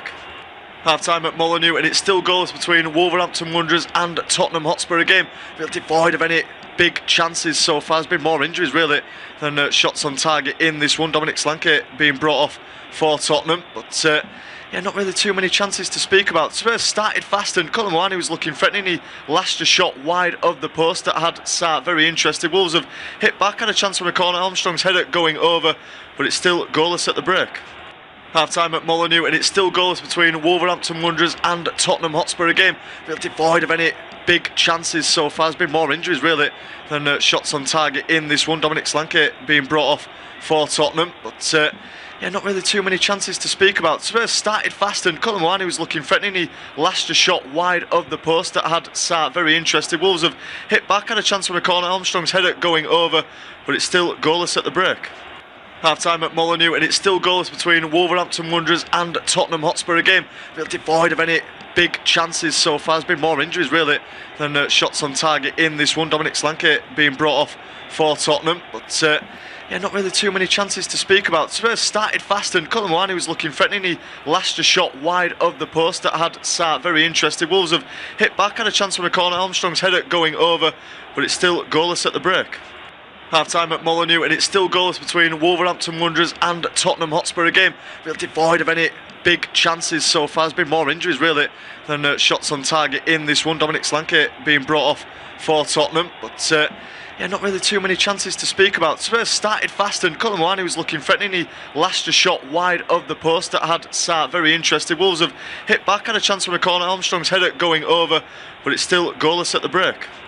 Half-time at Molineux, and it's still goalless between Wolverhampton Wanderers and Tottenham Hotspur. A game devoid of any big chances so far. There's been more injuries really than shots on target in this one. Dominic Solanke being brought off for Tottenham, but yeah, not really too many chances to speak about. Spurs started fast and Colomwani was looking threatening. He lashed a shot wide of the post that had Sarr very interested. Wolves have hit back, had a chance from a corner. Armstrong's header going over, but it's still goalless at the break. Half-time at Molineux, and it's still goalless between Wolverhampton Wanderers and Tottenham Hotspur. A game devoid of any big chances so far. There's been more injuries really than shots on target in this one. Dominic Solanke being brought off for Tottenham, but yeah, not really too many chances to speak about. Spurs started fast and Colomwani was looking threatening. He lashed a shot wide of the post that had Sarr very interested. Wolves have hit back, had a chance from a corner. Armstrong's header going over, but it's still goalless at the break. Half-time at Molineux, and it's still goalless between Wolverhampton Wanderers and Tottenham Hotspur. A game devoid of any big chances so far. There's been more injuries really than shots on target in this one. Dominic Solanke being brought off for Tottenham, but yeah, not really too many chances to speak about. Spurs started fast and Colomwani was looking threatening. He lashed a shot wide of the post that had Sarr very interested. Wolves have hit back, had a chance from a corner. Armstrong's header going over, but it's still goalless at the break. Half-time at Molineux, and it's still goalless between Wolverhampton Wanderers and Tottenham Hotspur. A game devoid of any big chances so far. There's been more injuries really than shots on target in this one. Dominic Solanke being brought off for Tottenham, but yeah, not really too many chances to speak about. Spurs started fast and Colomwani was looking threatening. He lashed a shot wide of the post that had Sarr very interested. Wolves have hit back, had a chance from a corner. Armstrong's header going over, but it's still goalless at the break. Half-time at Molineux, and it's still goalless between Wolverhampton Wanderers and Tottenham Hotspur. A game devoid of any big chances so far. There's been more injuries really than shots on target in this one. Dominic Solanke being brought off for Tottenham, but yeah, not really too many chances to speak about. Spurs started fast and Cullen Wani was looking threatening. He lashed a shot wide of the post that had Sarr very interested. Wolves have hit back, had a chance from a corner. Armstrong's header going over, but it's still goalless at the break. Half time at Molineux, and it's still goalless between Wolverhampton Wanderers and Tottenham Hotspur. A game devoid of any big chances so far. There's been more injuries really than shots on target in this one. Dominic Solanke being brought off for Tottenham, but yeah, not really too many chances to speak about. Spurs started fast and Cullen Wani was looking threatening. He lashed a shot wide of the post that had Sarr very interested. Wolves have hit back, had a chance from a corner. Armstrong's header going over, but it's still goalless at the break. Half time at Molineux, and it's still goalless between Wolverhampton Wanderers and Tottenham Hotspur. A game devoid of any big chances so far. There's been more injuries really than shots on target in this one. Dominic Solanke being brought off for Tottenham, but yeah, not really too many chances to speak about. Spurs started fast and Cullen Wani was looking threatening. He lashed a shot wide of the post that had Sarr very interested. Wolves have hit back, had a chance from a corner. Armstrong's header going over, but it's still goalless at the break. Half time at Molineux, and it's still goalless between Wolverhampton Wanderers and Tottenham Hotspur. A game devoid of any big chances so far. There's been more injuries really than shots on target in this one. Dominic Solanke being brought off for Tottenham, but yeah, not really too many chances to speak about. Spurs started fast and Cullen Wani was looking threatening. He lashed a shot wide of the post that had Sarr very interested. Wolves have hit back, had a chance from a corner. Armstrong's header going over, but it's still goalless at the break.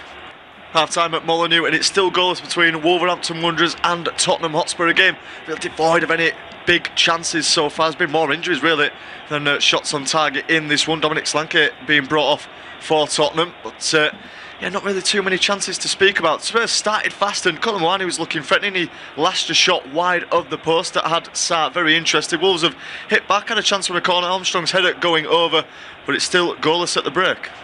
Half time at Molineux, and it's still goalless between Wolverhampton Wanderers and Tottenham Hotspur. A game devoid of any big chances so far. There's been more injuries really than shots on target in this one. Dominic Solanke being brought off for Tottenham, but yeah, not really too many chances to speak about. Spurs started fast and Cullen Wani was looking threatening. He lashed a shot wide of the post that had Sarr very interested. Wolves have hit back, had a chance from a corner. Armstrong's header going over, but it's still goalless at the break. Half time at Molineux, and it's still goalless between Wolverhampton Wanderers and Tottenham Hotspur. A game devoid of any big chances so far. There's been more injuries really than shots on target in this one. Dominic Solanke being brought off for Tottenham, but yeah, not really too many chances to speak about. Spurs started fast and Cullen Wani was looking threatening. He lashed a shot wide of the post that had Sarr very interested. Wolves have hit back, had a chance from a corner. Armstrong's header going over, but it's still goalless at the break. Half time at Molineux, and it's still goalless between Wolverhampton Wanderers and Tottenham Hotspur. A game devoid of any big chances so far. There's been more injuries really than shots on target in this one. Dominic Solanke being brought off for Tottenham, but yeah, not really too many chances to speak about. Spurs started fast and Cullen Wani was looking threatening. He lashed a shot wide of the post that had Sarr very interested. Wolves have hit back, had a chance from a corner. Armstrong's header going over, but it's still goalless at the break. Half time at Molineux, and it's still goalless between Wolverhampton Wanderers and Tottenham Hotspur. A game devoid of any big chances so far. There's been more injuries really than shots on target in this one. Dominic Solanke being brought off for Tottenham, but yeah, not really too many chances to speak about. Spurs started fast and Cullen Wani was looking threatening. He lashed a shot wide of the post that had Sarr very interested. Wolves have hit back, had a chance from a corner. Armstrong's header going over, but it's still goalless at the break. Half time at Molineux, and it's still goalless between Wolverhampton Wanderers and Tottenham Hotspur. A game devoid of any big chances so far. There's been more injuries really than shots on target in this one. Dominic Solanke being brought off for Tottenham, but yeah, not really too many chances to speak about. Spurs started fast and Cullen Wani was looking threatening. He lashed a shot wide of the post that had Sarr very interested. Wolves have hit back, had a chance from a corner. Armstrong's header going over, but it's still goalless at the break. Well, it's a very warm welcome back to this independent unofficial off-tube studio commentary of this Premier League clash between Wolverhampton Wanderers and Tottenham Hotspur. We're just about back underway for the second half of this one. It's still goalless between these two sides. Not really any big chances to speak about in that first half. Tottenham definitely the more dominant and having all of the possession. Not really doing too much with it though, and they looked fairly sort of flat in attack for a lot of that half. They started fast, but Wolves grew into the game, composed themselves, stopped making the mistakes, and It's boded quite nicely for them. Roberto De Zerbi has made a change as well at the break. Ranel Kolo-Muani has been replaced by Mateus Tel, so that's a like-for-like swap. Tottenham already using 2 subs in this game. Of course, Dominic Solanke had to go off injured for Richarlison in the first half. Another problem arriving for them. They've got a free kick as well now. Wolves at the start of this half, it's gone towards the near post, and somehow it's not been converted goalwards. Adam Armstrong, I believe, has got the final touch there. Somehow gone wide. Wolves have got a corner. They've made a fast start to this second half. Armstrong just left in space. He headed it on. It comes off one of the Tottenham defenders last behind for a corner. I think it's Richarlison. Maybe a shout for a handball, but it does come off his chest in the end. Resulting corner comes in towards the near post. Tottenham have just about got it clear before Doherty heads it back goalwards. Lehman out with a wild effort from the edge of the area as well, and it just loops over the bar and into the stands. It's still myself, Joshua Makin, alongside me, Simon Barlow, taking you through this one. And Simon, say that this is a must-win game for Tottenham. They've been fairly lacklustre so far. Yeah, they've lacked punch up front. Maybe that is one of the reasons why he's brought on Tel for Kolo-Muani at half-time. I don't know. I thought Kolo-Muani was doing okay. Certainly in the first 20 minutes he was down the right-hand side. So you just hope for them it's not another injury. The Solanke injury was a huge blow because he's such a focal point for them up front. And Richarlison's come on. He's a good substitute. He's not quite as much of a focal point, but he's got other qualities as well. He actually helped out defending that free kick there, didn't he? The one that's Armstrong flicked towards goal. But yeah, Wolves have actually started the second half better. Yeah, they certainly have. Tottenham looking to respond though now with some possession. It's Gallagher on the far side trying to clip it over for Tel to run onto. First real involvement since coming on at the break. He's been pressed into the corner flag by Totti Gomez. Does well to keep it in play. In fact, he doesn't. It's already gone for a throw-in. Tel is pretty convinced that it didn't go out, as he says to the linesman, but he's not going to get his decision. He's going to have to make do with it. And I can finally bring you the teams as well going out into this second half. Wolves have still not made any changes in this one. It's Sa in goal, back three of Doherty, it's Santiago Bueno and Totti Gomez. It's then Lima, Andre, João Gomez and Hugo Bueno in front of them, with Rodrigo Gomez and Mane in behind Armstrong, who is the striker. Tottenham now with those changes. It's Kinski in goal, back for Porro, Danso, Van der Ven and Spence, Bantenkirk, Gallagher and Basuma still in the midfield, with Tel now on the right side, Siemens on the left and Richarlison as the lone striker up front. Ball came into the box there. Sarah's gathered it up and looked to get Wolves moving almost immediately. Sliding tackle comes in though from Jed Spence, and this is bad news for Tottenham. We're getting news of a goal at the London Stadium. West Ham look like they've taken the lead against Everton, and that will be that will filter through to Molineux, and I'm sure that just puts the impetus on Tottenham to win even more now. Well, the Tottenham fans we just got a shot of a few moments ago are getting antsy, and I think the longer this game goes on without them really showing much of a penetration or just cohesion in attack, then they're going to get even more antsy and start getting on the back of their own players. So difficult situation for Spurs, but they've just got to improve. At the moment, that goal's been confirmed. West Ham do lead against Everton at London Stadium. Spurs are in deeper trouble now. Yeah, it's Thomas Souček as well who's got the goal there for the Hammers. We'll just have a look at the table as well in a moment to see where this leaves Tottenham. It leaves them 4 points adrift of West Ham at the moment, currently with Tottenham drawing and them winning. Obviously Forest now 7 clear, them Leeds are 8 clear. Only 4 games left to go as well, and you look at Tottenham's fixtures, there's an argument for them being the hardest out of any of the teams down there. I mean, this is a game they absolutely had to win today because they don't get much easier than this. You're playing an already relegated team who were beaten, pretty comfortably by Leeds last week. They were arguing in the dressing room afterwards, I understand. You don't get much of an easier, almost like a free shot in the Premier League than you do against this Wolves team. But Tottenham are still messing it up. Yeah, still are. Still haven't found a goal just yet, and Wolves might have a chance themselves now as João Gomez picks the ball up out towards Lima. Up against Jed Spence. Good little give and go between the two. Lima now chips it back in towards the area, towards the far post. Tottenham should get this one clear. They don't, because that's a really poor clearance by Jed Spence. And Wolves will still come forward with it. That's come off for Tottenham last out and should be out for their own throw-in. Yeah, looking at Tottenham's fixtures, they've still got the likes of Chelsea to go away to. They obviously welcome Leeds to the Tottenham Hotspur Stadium in a great run of form, especially on the road. This is by far their easiest game left, and they're not really convincing at the moment. It's looking like Wolves, if anything, are going to be the team to get the first goal. They might get it here as well. Lima with the long throw-in into the box. Siemens hooks it clear. Goes down up towards the halfway line. Wolves will be able to come again though with Andre. Might have been a little bit lucky to have stayed on the pitch with how that challenge he made on Basuma right towards the end of the half. It was a full-blooded one and left Basuma down on the deck for a few moments. So he did get back up to his feet though and has continued to play. Tottenham now attacking. Gallagher. That's a great ball forward as well there from Porro. It's found Seamans into the box now. Seamans still going. Big chance for Tottenham, and it's not taken by the Dutchman. I think it might have taken a deflection. That's took it beyond the goal and into the stands in the air. Xavi Simons though left on his own in space, and that really could have been more. Yeah, lovely ball from Porro to find him, and he comes in on his right foot. He never trusts his left foot, does he? And by coming in on the right, Doherty just does enough to stretch out a right leg and put put him off as the shot's taken and deflected over the crossbar. Yeah, I can see from the reaction though of Xavi Simons. He knows how big of a chance that was. It's probably Tottenham's biggest chance so far in this match. It's not been taken. You can see it in the away end as well. I think the news is filtering through about the West Ham goal. Well, he's not even got a corner. I thought that might have been a corner for Tottenham, but he's given a goal kick there. So Wolves have got away with it there. Yeah, they certainly have.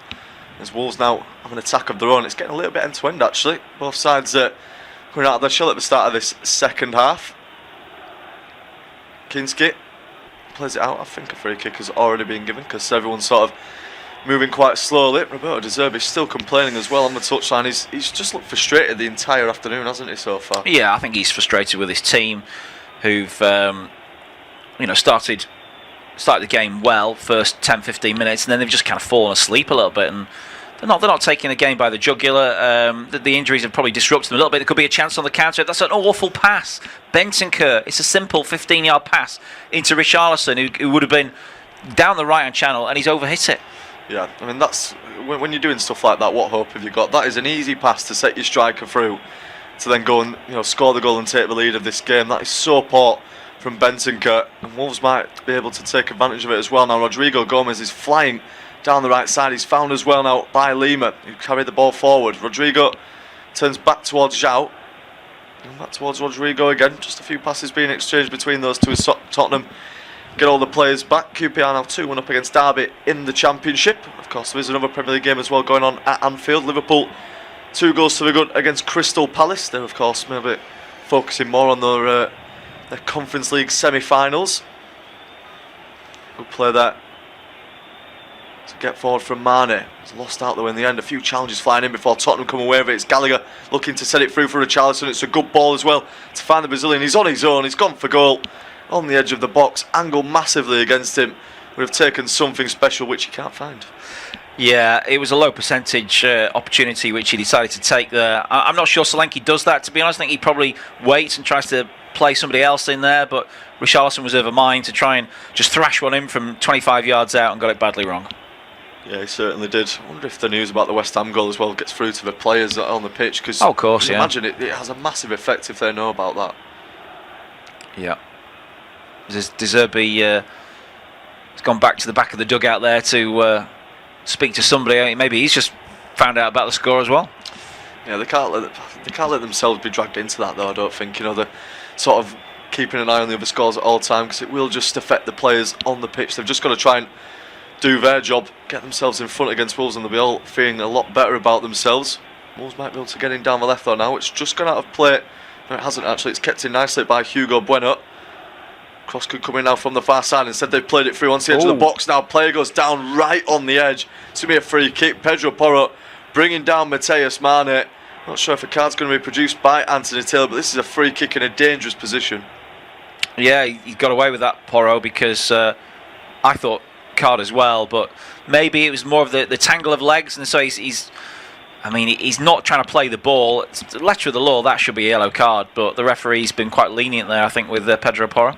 Yeah, he's in a good position there as Mane to go and attack and maybe put the ball across goal or shoot himself, and denied the chance to do it by Pedro Porro. He's just tracking back on himself. More squabbling after the free kick though. Van de Ven has to intervene, and Xavi Simons is going to be very, very careful, because we've seen them. Pedro Porro and Bissouma are still going at it with a couple of Wolves players. The referee's got to. He has got his yellow card out and he's booked somebody. Was it finally Pedro Porro, I think? I think it was actually, and then he took quite a lot of time to do it in the end, but Tottenham players just seem to be losing their heads a little bit as well. I mean, getting into squabbles like that is just not going to help them. Pedro Porro into the book. First yellow card for Tottenham Hotspur in this game. Well, last time Mane took a pretty good free kick from over on the left-hand side, which Armstrong got a good first header on. This is from a slightly different angle, more acute, so this is definitely going to be a cross, maybe even pull back to the edge of the box. Yeah, wouldn't be surprised. They've got a few ways they can go about this one, Wolves. Mane is just getting ready for it. It's the two-man wall for Tottenham, as well as Telu's a bit further central in the box. Mane stepping back though, looks like he's going to try and hit this one. Mane takes it straight into the wall. It's disappointing. Out towards Hugo Bueno though, loops it back up into the area, into the hands of Kinskin. That's a real waste there from Wolves, isn't it? Yeah, it was just no angle to try and curl that one in, and the wall did its job. Down the other end though is Xavi Simons. Yeah, great touch from Simons, takes him beyond Hugo Bueno. Might have come off the Tottenham man last one out for a goal kick. Simons has stayed down as well off the pitch as a result of it. He looks in quite some pain, some real discomfort as Tel goes across him. Didn't look like there was anything in it from Hugo Bueno. Like a coming together. I'm not sure if it's the way that Simons just tries to overstep the ball, really, isn't it? And that's how he's done it. It's his knee. It's his right knee. He's done it in the studs have caught on the turf as he's tried to stop. I think this is bad. It's not an impact injury. He's in some pain. He's rolling around. I mean, he should just stay still, because the more he rolls around, potentially the more damage he's doing. They've already got Bergvall ready to come on. So this is really bad news for Xavi Simons. His season's ended in tears. Just when you think things can't get worse for Tottenham Hotspur. I mean, they've already had the injury to Solanke. West Ham have gone in front. And now looks like Xavi Simons, who's probably their star player really at this point, looks like he's going to be injured as well and going off. They're readying a few changes as a result of it. I think they were preparing them before. Bergvall, Palhinha are the two players being prepped to come on. Simons is still down, receiving treatment at the moment. Just a penny for those thoughts of the Tottenham fans in the away end. They won't believe what's happening before their eyes. They must think they're cursed, honestly, with how this keeps going for them. Substitutes warming up. What's stunning me here is that you've got a player like Archie Gray on the bench who was having a great season in an awful team, and yet they've made two. This will be their second midfield substitution so far. He's going to bring on Bergvall and Palhinha now, and Archie Gray is going to be sat there on the bench still. Yeah, I don't get it as well. I think if you ask most Tottenham fans who their player of the season's been, I think a lot of them might even say Archie Gray, or at least he'll be up there with them. He's not been given the chance so far in this game, so we'll have to wait and see if he is introduced. Simons, meanwhile, is still having his legs stretched out just by that byline where the injury happened. So it's going to be an extended breakage in place. Palhinha and Bergvall ready to come on. Have to try and keep themselves warm somehow. Not really doing, not keep themselves warm, but keep themselves sort of warmed up. Of course, great sunny conditions in Wolverhampton. Zerbit watching on. Simons even being looked at by Jose Sarr as well, and a few of the other Wolves players who saw it happen. I think he's going to be brought up to his feet, but there's no way that he should be able to continue with the injuries that he's picked up. Just approaching the hour mark as well now at Molineux. Still goalless if you're just joining us between Wolves and Tottenham Hotspur. West Ham winning at home against Everton. I'll just go through the other games in the meantime though. Birmingham 2-0 up against Bristol City in the Championship. Norwich 0, Swansea 1, Oxford 2, Wednesday 0, QPR 2, Derby 1, Sheffield United 0, Preston 2. It's then 1-1 as well between Stoke and Portsmouth. Of course, there was an early game as well in the Premier League between Fulham and Aston Villa. Fulham winning that one by a goal to 0. And well, against all the odds, it looks like Xavi Simons is actually back up to his feet and might be okay. Yeah, he's back to his feet. I mean, there's a World Cup in the summer. Does he really want to? Maybe he does. Maybe he wants to have it a go. But I'm not sure what the medical advice really should be on this one. It looked bad when he reacted in pain, and we saw from a replay, studs got caught in the turf. If he's just tweaked something behind the knee there, it'd be a big risk to let him carry on. Tottenham playing with 10 though for the time being, as he's just having it sprayed. Wolves have got the game back underway, and that could be a big chance in the box. Mateus Mane coming on to the end of it, almost a free header for him. He did have to get up fairly high in the air, but Tottenham just lost track of him there. They also lost track of Lima, but a great ball back across goal, and Mane can't keep his header down. Yeah, well, if Wolves score there, that's on De Zerbi, because he had a chance to substitute Xavi Simons. They decided to let it go. The subs are ready to come on. Xavi Simons is not coming on, I'll tell you that now. He's back lying on his back again. So if Wolves had scored there against 10 men, that is all on De Zerbi for dwelling on the substitution. Yeah, it should have been made. Bergvall and Polini are still just stood there really at this point. Yeah, it smacks of just complete disorganisation, that. Yeah, I mean, look at Simons as well. He's tried to have it stretched out again. He's rolling on the floor in pain. He clearly cannot play the rest of this match, and the medical team must know that as well now. They've tried to walk him round the corner a little bit, and he's gone back down right in front of the Tottenham fans. Linia just on the side for the time being. Simons is literally crying out in pain. It's awful scenes, isn't it? You know, for the player, the stretcher's coming on from now, so it's clearly a massive problem. Awful scenes, but you can't help but think that it's been handled really badly by Tottenham, and you know the whole injury situation at the club could be like a microcosm of their season, isn't it? You know, the injuries they've had since the Postecoglou days, they've been awful in dealing with injuries. Players have come back too soon. They've got injured again. They've not dealt with this Xavi Simons situation on the pitch here, and they could have conceded a goal with 10 men whilst he was still being attended to on the side of the pitch. It's just, there's just something horribly wrong there at the club. Yeah, it just feels like it's rotten to the core, doesn't it? It all seeps down straight onto into stuff like this. 2 changes have finally been made now as Simons is about to be stretchered off. Basuma is also going to be substituted. They're off in place of Bergvall and Paulinho. So Tottenham have taken both their wingers off now in this game. The only wide player they have on the pitch is actually Tell. I don't think Bergvall is an out-and-out winger, is he? He's more of a sort of central midfielder. And you're just wondering now, where the attacking threat comes from for Tottenham. They've got Tell, they've got Richarlison, but other than that, it still looks like quite a sort of rigid team. Yeah, Bergvall's got a goal in him. I think he, if he's released from that midfield sort of 2, he can go and play a good role going forward. Paulinho is very much sort of, he's sort of archetypal double pivot. He's not really going to break. I mean, he scored some good goals in his time. I think he scored an absolute worldie earlier this season for Tottenham, but that's a once-a-season job from him. Jed Spencer with some good footwork just by the touchline. Can't quite keep it in play though. It is out for a throw-in. It's De Zerbi looking animated. We're getting more frustrated as this game goes on. 63 minutes in, still Wolves 0, Tottenham 0. Well, that's the worst thing about it so far though for Tottenham is the injuries they've sustained. Dominic Solanke and Xavi Simons both going off injured. Header high up into the air.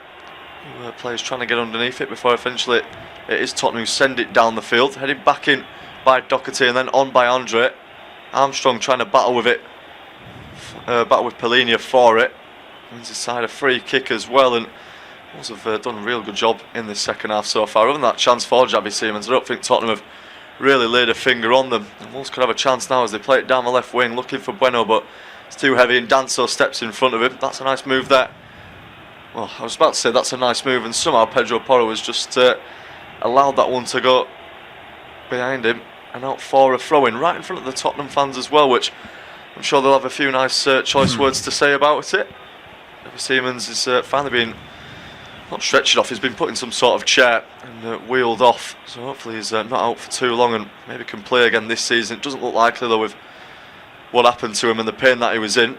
Paulinho across now towards Gallagher, down the right side for Tell to run onto. Good work from him as well, plays it off of Hugo Bueno and out for a throw-in. Tell actually had gone down and he's now limping as well. I mean, I thought for a moment there that he was properly injured and was having to stay down. He's back up to his feet and should be okay, but I mean, if that was the 3rd injury of the game for Tottenham, I don't even know where they go at this point. Ball played over the top, looking for Richarlison. Santiago though wins the header. Bergvall does well to steal it off of João Gomes. Back towards Tell now again. Passes loose though and cleared away by Wolves.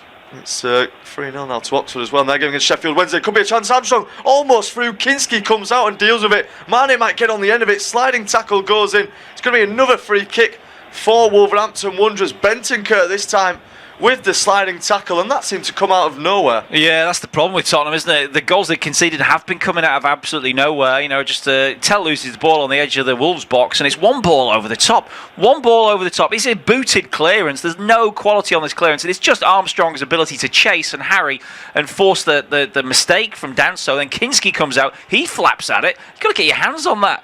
And then Mane gets fouled for a free kick, but Danso needs to do better. Kinski needs to do better as well. Although Kinski at least stopped the goal, but he just gave the ball straight back to Wolves. Yeah, and then Bentancur was just a really late challenge, completely taking Mane out. We could have been in to score there as well. He's too far back to be shown a red card. It's definitely a yellow. And more importantly as well, Wolves have got a free kick in a good position. It may be a bit too far out, but if they can get the power on it and get it to dip in time, might just cause Kinski a few problems. Mane standing over it, so is Hugo Bueno as well. Probably favours the left foot a little bit more if they are going to go for goal. We'll see though who's going to take it. 66 minutes gone, still 0-0. Is it about to change? It's Hugo Bueno who takes it. It looks like it's on target, and it was almost. I think it's just gone wide in the end of the post. Kinski definitely interested. Good effort from Bueno. Yeah, he was worried about this, wasn't he? He's collided with the post because he thinks it's going right to the postage stamp. In the end, it's just curled wide at the last minute, but it's heading right for the top corner, and then it just stays high and doesn't come down. Yeah, good effort though from Hugo Bueno. That was close again, as Wolves have come. Tottenham now playing out from the defence. You worry about the mentality as well. The Tottenham players seeing their teammates go off injured like that. It must be another hammer blow to them. Hugo Bueno crowded out by a few Tottenham players there who do well to win the ball back. Porro is going to take the throw in. He throws it down towards Palhinha. Now back towards Danso, just behind him. Still 1-0 to West Ham as well in their game against Everton with 20 minutes left to go now at the London Stadium. Looks like they're going to be on for a huge 3 points to take them 4 clear of Spurs if things stand the way they are. With that though, we are halfway through this second half, and Tottenham still haven't got themselves on their score sheet against already relegated Wolves. Danso's playing it forward. Spence might have a chance as well.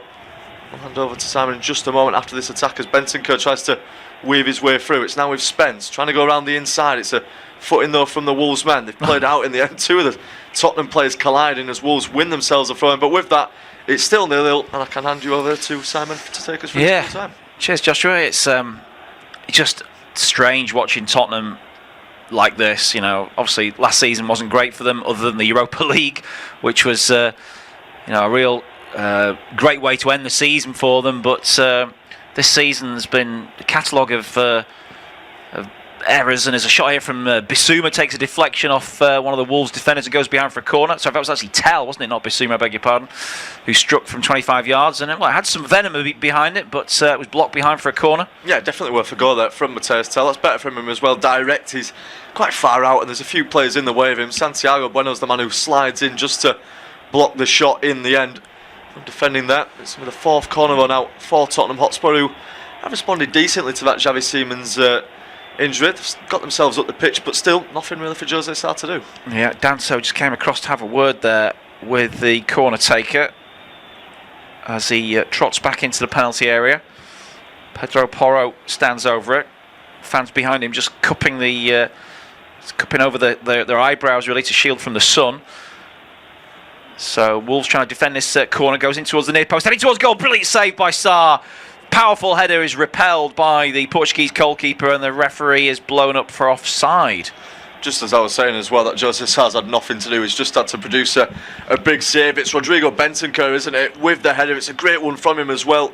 The Uruguayan midfielder just gets to run on it, gets to attack it nicely. Wolves don't track him, and in the end he does put it towards that bottom right corner. Sá gets down a little bit to his left. Important save from the Portuguese goalkeeper. Good reflexes from him, and it keeps the scores level. Yeah, the offside came from Conor Gallagher's touch, which followed that save, so it would have counted had Bentancur been able to nod that one just an extra few inches either side of Sá's outstretched glove.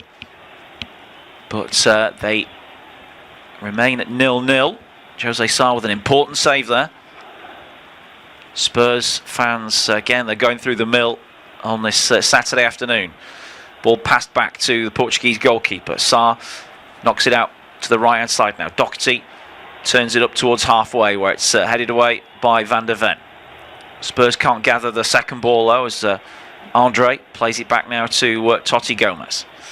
And now Hugo Bueno down the line for Mane, who's jostling for possession. He's got a chance to run with the ball now though, but Danso closes the angle, comes across and knocks it out for a throw in. So West Ham 1, Everton 0. Just had a goal at Anfield as well. It's gone the way of Crystal Palace, so that's 2-1 to Liverpool. Looks like Tolu Orokodare is ready to come on next time the game stops for Wolves. So Rob Edwards is going to try and just turn the screw a little bit, just bring on another fresh pair of legs up front. Different type of striker to Adam Armstrong, if it is a like-for-like change. Yeah, completely different striker to Adam Armstrong. Might even be worth keeping them both on and trying to have Armstrong sort of playing off him. I think it is actually going to be that happening as well. Rodrigo Gomez looks like the man who's going to be withdrawn. So they're keeping two strikers on the pitch, maybe just playing it long. Hope Arakadere can knock it down to Armstrong and then play from there. Oh, he's a handful, all right, isn't he? Back to goal, he's as strong as an ox, but sometimes lacks that composure inside the penalty area, which is probably cost him a few goals this season.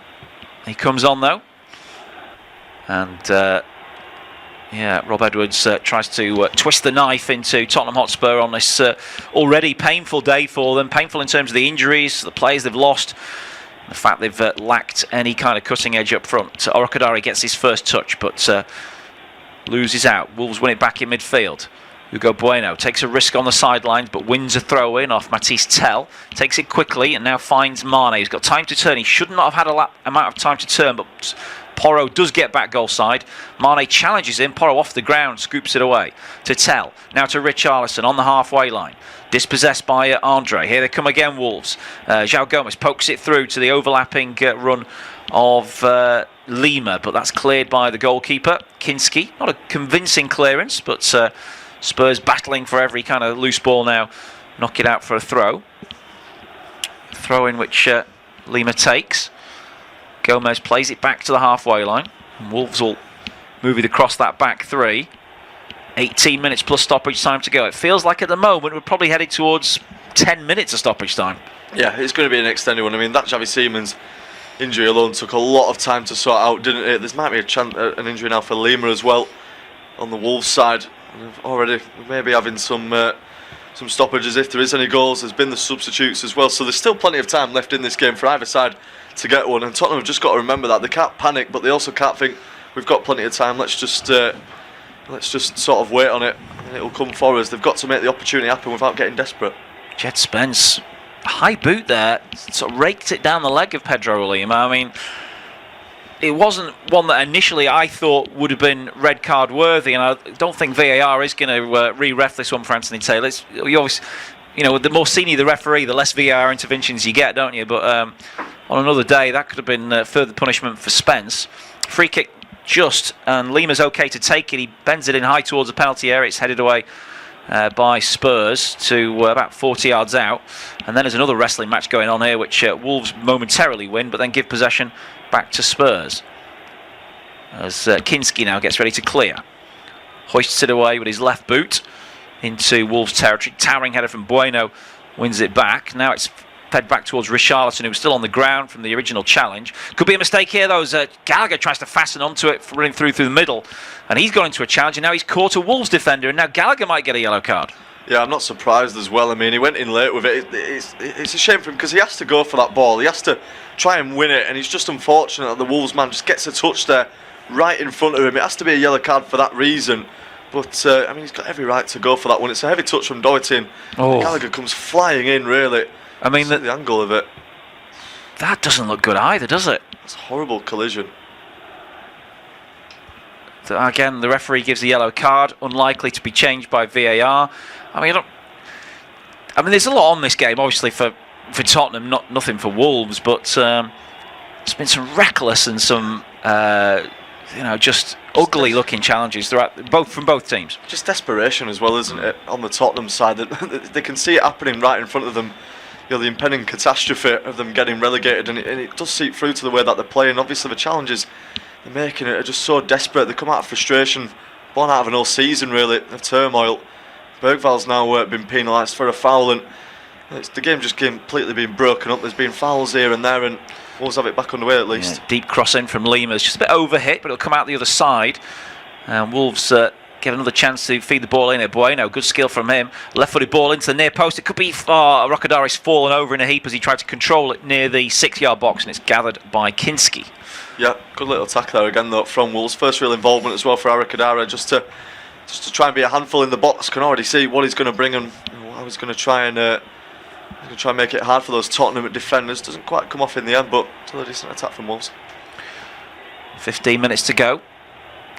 And Pedro Porro got done all ends up there by Hugo Bueno. His cross wasn't far away from being headed towards goal by Armstrong. Anyway, Spurs have now got a free kick nearer the halfway line. Not sure how, because we were watching a replay of that last chance when it happened. Spurs play it back to Van de Ven. Got the captain's armband on now. Plays it into midfield. Bergvall gives it in back. The Dutchman plays it wide to the left-hand side now. Back to Van de Ven. Danso tries to get the moving out to the right-hand side. Tell to Porro. Down the line, Porro. Arms go up for offside, but Porro stayed onside, and he knocks it out off the Wolves player's body for a throw-in. And Spurs now lining up here for a long throw because they're sending the centre-backs forward for this opportunity. Spurs fans trying to raise the spirits of their side. Danso is the long throw specialist. He's gone across to take it. Bentancur, who got that header from the previous corner, which was saved by Sarr, is lurking towards the far post. It's gone near post and it's headed away by Rocadare. Clearance is a poor one though. It comes straight back to Danso. He tries to cross high towards the back post. Richarlison's in there. Sarr plucks it from over his head. Yeah, really good goalkeeping there by Jose Sarr. He's come off a little bit bad for it as well.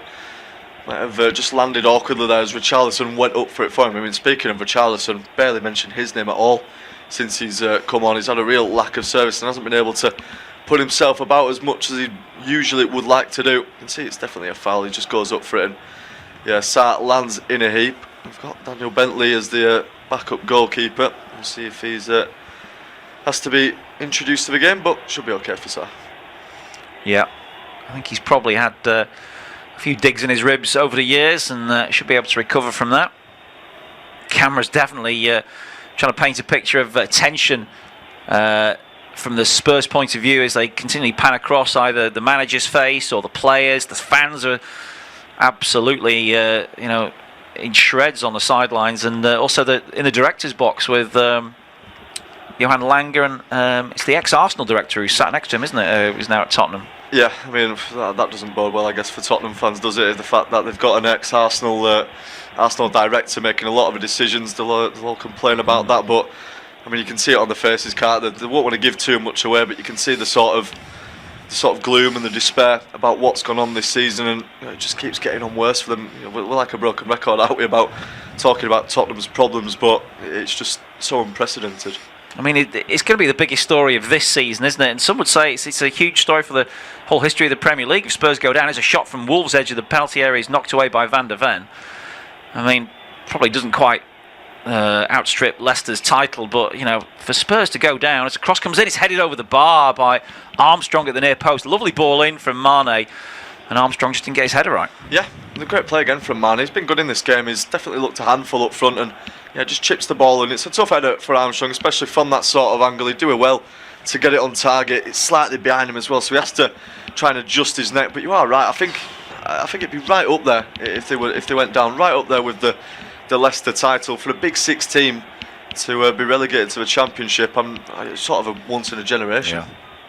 I mean, it's not quite the 5,000 to 1 odds of Leicester to win the league, is it? But I bet it was in the hundreds for Tottenham to get relegated this season. But here they are.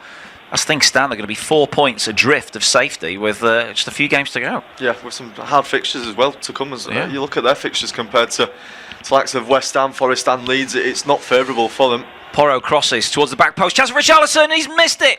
He's not even headed it. It's gone beyond him, out to the back post. Cross comes in from Spence. Drops on the edge of the penalty area. Still on the attack here. Spence with a chance to feed it in again. Bergvall makes an unselfish run. The referee's spotted an offside flag though, so it's going to come to nothing.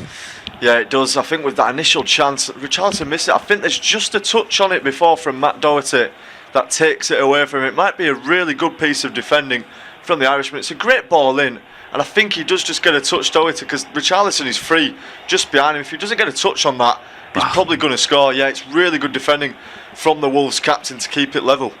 The ex-Tottenham player denies Spurs a huge opportunity in this game. De Zerbi sunk to his knees after seeing that one go begging. As down the other end, Armstrong can't keep it in. It's going to be a goal kick to Tottenham. De Zerbi's gone through the mill today. He's come in to try and rescue a fairly desperate situation, a situation that's built up over the course of several managers now. I mean, Postecoglou had them finishing 17th or something last season. Then Thomas Frank, after a good start, things began to fall apart for him. I think the less said, the better about the what's his name? Igor Tudor, that's it. Spell. As Tell keeps the ball in down the left-hand side and tries to take on the defender who's got past him now into the penalty area, gets a corner. That was an electric play there from Matisse Tell. Yeah, brilliant. That's what he's capable of as well. You need to get him in that sort of position, attacking the fullback and just causing problems. Does really well, the Frenchman. Just clever play to get a corner out of it as well. They've looked fairly dangerous in the second half from set pieces as well. Tottenham have had that chance with Bentancur. That was well saved by Jose Sa. Perhaps the same now. Yeah. So Bentancur's going to have to be watched here. Pedro Lima and Santi Bueno are trying to block him off. Van der Ven is also a threat from corners. In it goes near post. It's going to drop it on the penalty spot. Could be a chance for Richarlison. It's poked home, but he's offside. I think Palhinha's offside. The flag has stayed down, and Palhinha's celebrating with the Tottenham fans. This goal stands for the moment, but VAR will certainly check this. Yeah, it certainly will. I thought the flag had gone up initially as well. We'll have to see if it's going to count, but even still, it's good finishing from the substitute, just in the right position there. Tottenham fans celebrating over on that far side. So does Roberto De Zerbi. Wolves, well, they all just sort of went to sleep, didn't they, when the initial chance came in? We thought it was going wide. It was going to. Palhinha alert to it, though, and stabs it home. We're just waiting to see the replay now of whether Tottenham's goal is going to stand. It's a massive moment in their season and in their history. I'm just seeing the replay now. Richarlison poking it through. It's going to be tight. I think he's level. Yeah. I think he's level, and I think this will be all right. This is huge for Tottenham. Palhinha, just right place, right time to turn it home. Sarr was pointing at him, saying he's offside, but it's in the middle. It's Matt Doherty who just made that brilliant bit of defensive work moments ago. He's possibly played him on it. Yeah, I think he might have done as well. I mean, I think it'll go to a check. It's great play from Richarlison just to get the shot off, really, in that sort of position. If they're going wide, and Palhinha is alert to it. Jose Sarr pretty convinced at the time that it was offside. Not been given any indication yet if it's been checked by VAR. Of course, it will be being checked, but no indication if it's going serious. Yeah, Palhinha hurdled the first lot of advertising hoardings. Didn't quite jump into the fans there. He would have got a yellow card if he had. I think the goal's been confirmed because the Spurs fans are celebrating. And we are back underway. It's Wolves 0, Tottenham Hotspur 1. A huge goal being scored by João Palhinha to bring Tottenham back within a point of West Ham in the battle to stay up. And that just keeps Nottingham Forest interested. Wolves are going to make a change. Hwang Hee-chan is getting ready to come on. Yep, he is. Sort of last throw of the dice, really, isn't it, for Wolves? They've got nothing to lose as well at this point, so they may as well just throw everything at it. Could maybe see Tottenham going and getting second, though, if Wolves do open themselves up. Big goal from João Palhinha, isn't it? I mean, a man that's had a lot of criticism this season, ever since signing in the summer. I think a lot more was expected of him. He's not really delivered. He's had a lot of chaotic moments, but that just might be the biggest one of all if it keeps them up. Yeah, he just took a chance, didn't he? Took a chance at the far post to try and gamble that somebody would play him on, and they did. And he was able to poke it home. Is Armstrong leading the chase forward as Wolves now try and get back into this game. Played back to Gomez. Turns away from the Spurs midfield. Knocks it back to Doherty. And now Bueno. Wolves had the warning, didn't they, from the previous corner, which Bentancur produced that good save from Sarr on this occasion. Although initially they got the ball away. It was second phase. They couldn't defend that situation. And they were punished. Wolves on the attack, though, with Lima, who knocks it back to Bueno. Trying again down the right-hand side. First time ball. And then a slip from Lima as he tried to steady himself for the cross, and it goes out for a goal kick. Yeah, just overran it himself in the end there, didn't he? It was a good effort from him, and a nice little move from Wolves as well. Hwang Hee-chan is finally going to be getting to come on now. Matt Doherty going off in place of the former Tottenham man. Looked like he'd had a massive say in this game when he took that one away from Richarlison. Hwang Hee-chan barking out instructions as well as he comes on now, just to try and help Wolves through these final 5 minutes and maybe get themselves level. And De Zerbi might be trying to counter that substitution with one of his own here. Oh no, it's another Wolves change. So he wasn't ready when they wanted to make the initial change, but Pedro Lima's coming off down the right-hand side, and this is going to be Chachua. Is it Jackson Chachua coming on? Yeah, it is indeed. Sort of a like-for-like swap, isn't it? Both right-sided wingers. What's happened at West Ham? Everton have scored. Everton have equalised. They're celebrating in the away end at Molineux because Tottenham all of a sudden are closing the gap massively. In fact, they're moving out of the relegation zone. What looked like a hopeless situation for them just moments ago now could turn into something even better. Yeah, I mean that's just football for you, isn't it? That one moment you're down and out, your best players have gone off injured, your rivals are winning, you're not winning, and you're going 4 points adrift, but now it looks like they're going to be heading out of the relegation zone, and that is just massive psychologically. Could be a chance here for Tottenham again. Cross goes in, repelled by Sk, comes back to the edge of the box, and Tell holds it up down the left-hand side. He's forced out the penalty area by Wolves. Goes back and gets it again, right on that touchline, looking for a 1-2 with Porro.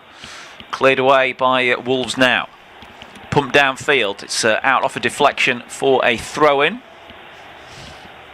But Tottenham moving out of the relegation zone. I mean, they absolutely had to win this game today because this, as you mentioned before, it's their easiest fixture left this season. West Ham at home to Everton would have probably been hoping for 3 points today, but that was no gimme, was it? No, it wasn't. I mean, I think the way that it's happened as well will probably be even worse for West Ham. The fact that goal has come really late in the game. They're a few minutes in front of us still. Keane and Dewsbury all pretty much in the final minute of normal time. So all in all, you'd say it's a good day for Tottenham. West Ham might have expected this sort of result to happen, not to beat Everton and then for Tottenham to go and win at Wolves, but still equally hard for them. They'll still believe, though, with the fixtures they've got left, they can turn it around and put Tottenham back in the bottom three. Spurs trying to keep the ball down at the Wolves end, but Wolves clear their lines now up towards Orokadari. It's headed out by Bentancur for a throw-in. Wolves haven't had too many chances today. They need to fashion something pretty quick to get anything out of this game. Just 3 minutes plus stoppage time to go, and we're anticipating at least double figures of stoppage time. 10 minutes minimum, I would think. Ball out. No, it's kept it. Now it's out off the toe poke from Conor Gallagher. Looks like Radu Dragusin is going to come on here. So De Zerbi's decided he wants to hold on to this 1-0 lead. Yeah, makes sense. I mean, there's no point risking it, is there, really, to get a second? Just get the 3 points and get out of there. That's all their aim will be for this game, Tottenham. It's not about performances or scorelines at this point, or at least nicer looking scorelines. At least just get the win, do your jobs, and Dragusin will help them see it out. More defenders on the pitch and just have everyone back. Wolves have it in midfield. It's ferried across to the left-hand side. Bueno digs out across towards the far post. Headed up in the air by Spence, who's challenged for the second ball. The referee says no free kick. Cross comes into the... the referee has given a free kick, I think, in the end. Although Kinski's got the ball from the cross, and it may well be that Chachua's cross was just a poor effort. And we're going to restart with the goalkeeper's kick, which we do. Long downfield, trying to release Richarlison, who's in a foot race there with the last Wolves defender, who just speeds up and knocks it back to his goalkeeper. Now Totti. High clearance from him up to halfway. Van der Ven with a towering header over Chan. Comes back to the right-hand side. And Chachua fed on the attacking run down the right.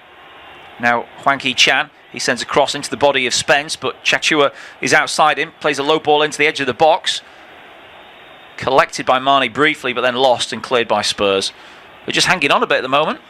Yeah, they are now. I mean, Wolves have started to step onto them. Still no real major chances have come as a result of it. They don't look comfortable, Tottenham, but they still look capable, and this could be bad news. West Ham look like they've retaken the lead in the stoppage time at the London Stadium. Massive goal if it is confirmed, and Tottenham all of a sudden again back in the bottom three. Well, it's been a day of drama, hasn't it? This game took a while to bubble up, and obviously the game at London Stadium as well.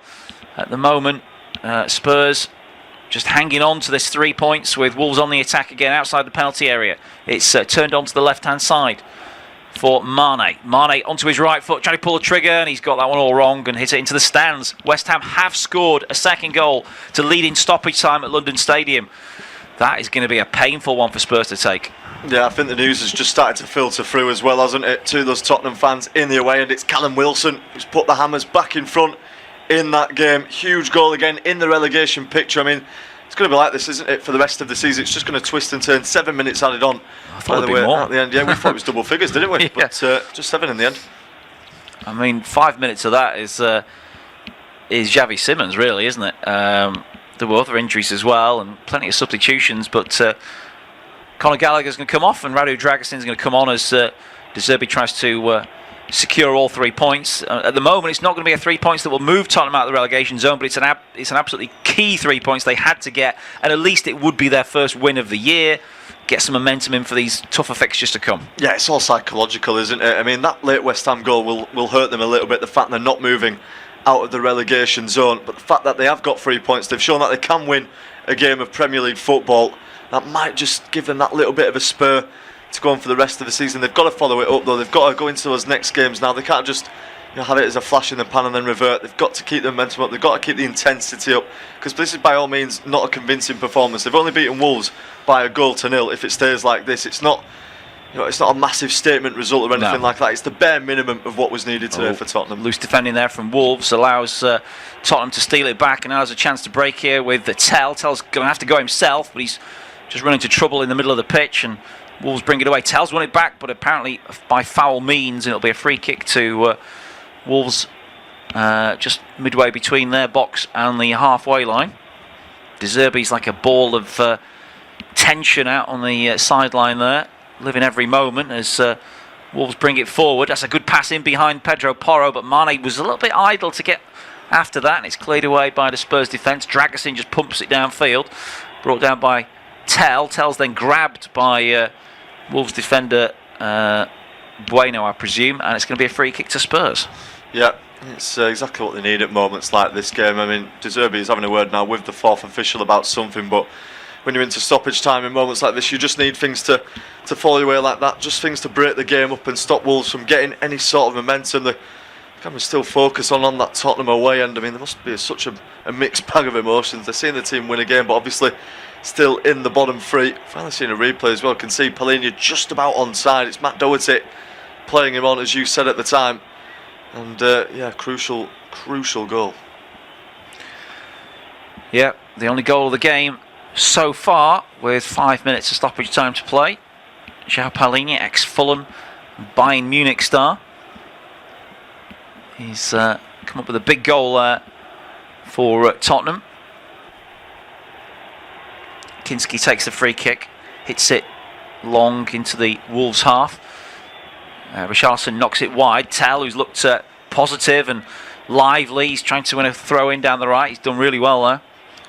Yeah, he's going to have to start as well in the next games, isn't he, Tell? I mean, they're going to be forced to it anyway with Xavi Simons going off injured, but I think Tell's been really good in this second half. He's drove them on, he's caused problems at the back for Wolves, whether it's just winning corners. He won the corner as well, didn't he, for the eventual goal. So, yeah, good performance from him. Tottenham playing keep ball down by the corner flag. Bentancur wriggles away from the attentions of Bueno, kicks him, and the ball is well, it's a free kick to Tottenham about 40 yards out. David Muller-Wolf is coming on now for Wolves, and he's going to replace Bueno, who just made that foul. So like for like change there on the left for the home side. Yeah, another final sort of throw of the dice, isn't it, for Wolves? Just get everyone on and just see what sort of impact it makes. Only around the 3 minutes left to go of stoppage time. Ball's at the right end of the pitch as well for Tottenham Hotspur as far as they're concerned. They've just got to keep it down there. Don't let Wolves have any sort of chances, and they should be home and hosed. Tell wants to get on the ball, draws defenders to him, plays it back to Bentancur. Now passed back to Danso. Danso just lobs it forward. He panicked there really, and it's straight through to Sarr. So he gives possession back to Wolves. Sarr bowls it out as the home side try and get going again here. Totti Gomez from centre back. Liverpool have clinched the victory at Anfield against Crystal Palace. 3-1 now. The score there. It's still 2-1 at London Stadium for West Ham. As the ball's played forward too easily there for Tottenham's liking, and now taking over edge of the box. Reverse ball into the penalty area is cut out. Wanky Chan, who tried to thread it through. Now Bergvall drives it away, but he runs into traffic, gets stopped near the halfway line, but apparently a foul as he's laying on his face, head down, and he was laid out by Gomez. Now what's Gomez doing there?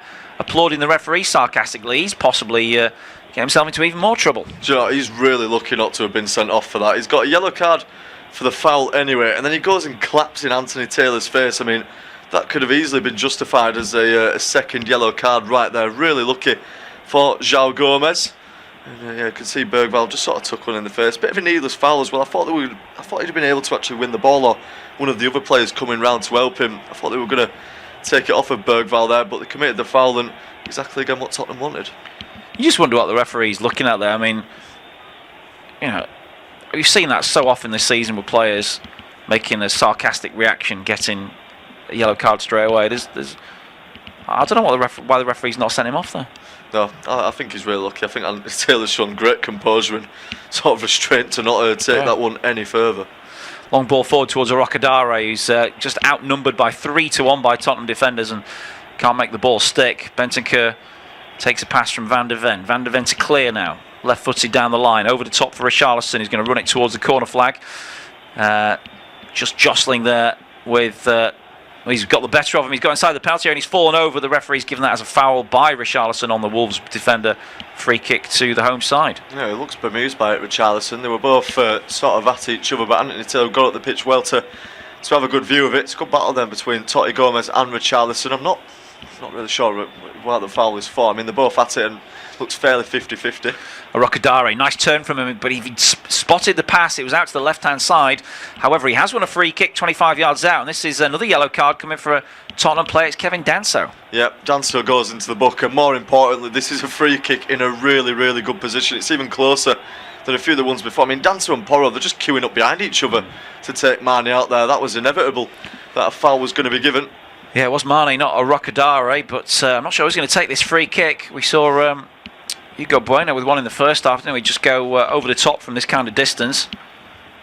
Have Wolves got the kind of quality required here to beat Kinski? The deep in stoppage time at London Stadium. West Ham still lead 2-1 all over at Anfield. Liverpool have beaten Crystal Palace 3-1 at Molineux. We're going over the initial 7 minutes of stoppage time that's been played, and it's a free kick to Wolves 25 yards out. It looks like Kinski's happy with a 5-man wall plus the draft excluder. The two players over it for Wolves are David Muller-Wolf, who's only just come off the bench. He'd be the left-footed option. And it is the right-footed option who takes it, and it's tipped over the bar by Kinski. A fantastic save to keep his side in front. That was some effort from Kinski. He was heading towards the top corner. Lovely free kick. Kinski tipped it away. Yeah, he gets two hands on it in the end. It's a good effort from João Gomes. He definitely needs saving. He's collided with the goal as well in the aftermath of it. That is a massive moment from Kinski. Crucially, the Wolves have got a corner. Corner comes in. Headed away by Tottenham. Referee blows the whistle. It's all over. Spurs have got a huge 3 points. João Palhinha's goal about 7 minutes before full time. De Zerbi's on the pitch celebrating. Kinski's getting mobbed by his teammates for that last second save to deny João Gomes. And what a turnaround for his Spurs career after being subbed off by the Croatian coach a few weeks ago. But either way, it's finished. Tottenham Hotspur have won this one. Wolves 0, Spurs 1.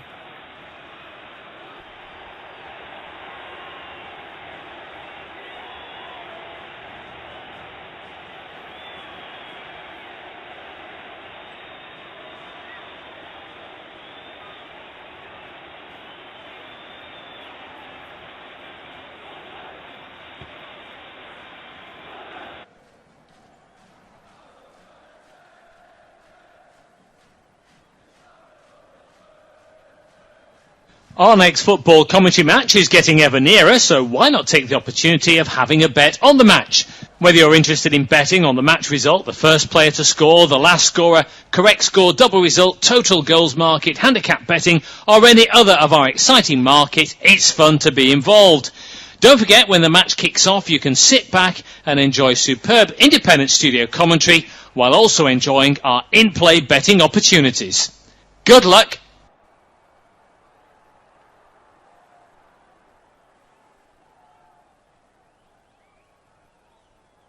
Our next football commentary match is getting ever nearer, so why not take the opportunity of having a bet on the match? Whether you're interested in betting on the match result, the first player to score, the last scorer, correct score, double result, total goals market, handicap betting, or any other of our exciting market, it's fun to be involved. Don't forget, when the match kicks off, you can sit back and enjoy superb independent studio commentary while also enjoying our in-play betting opportunities. Good luck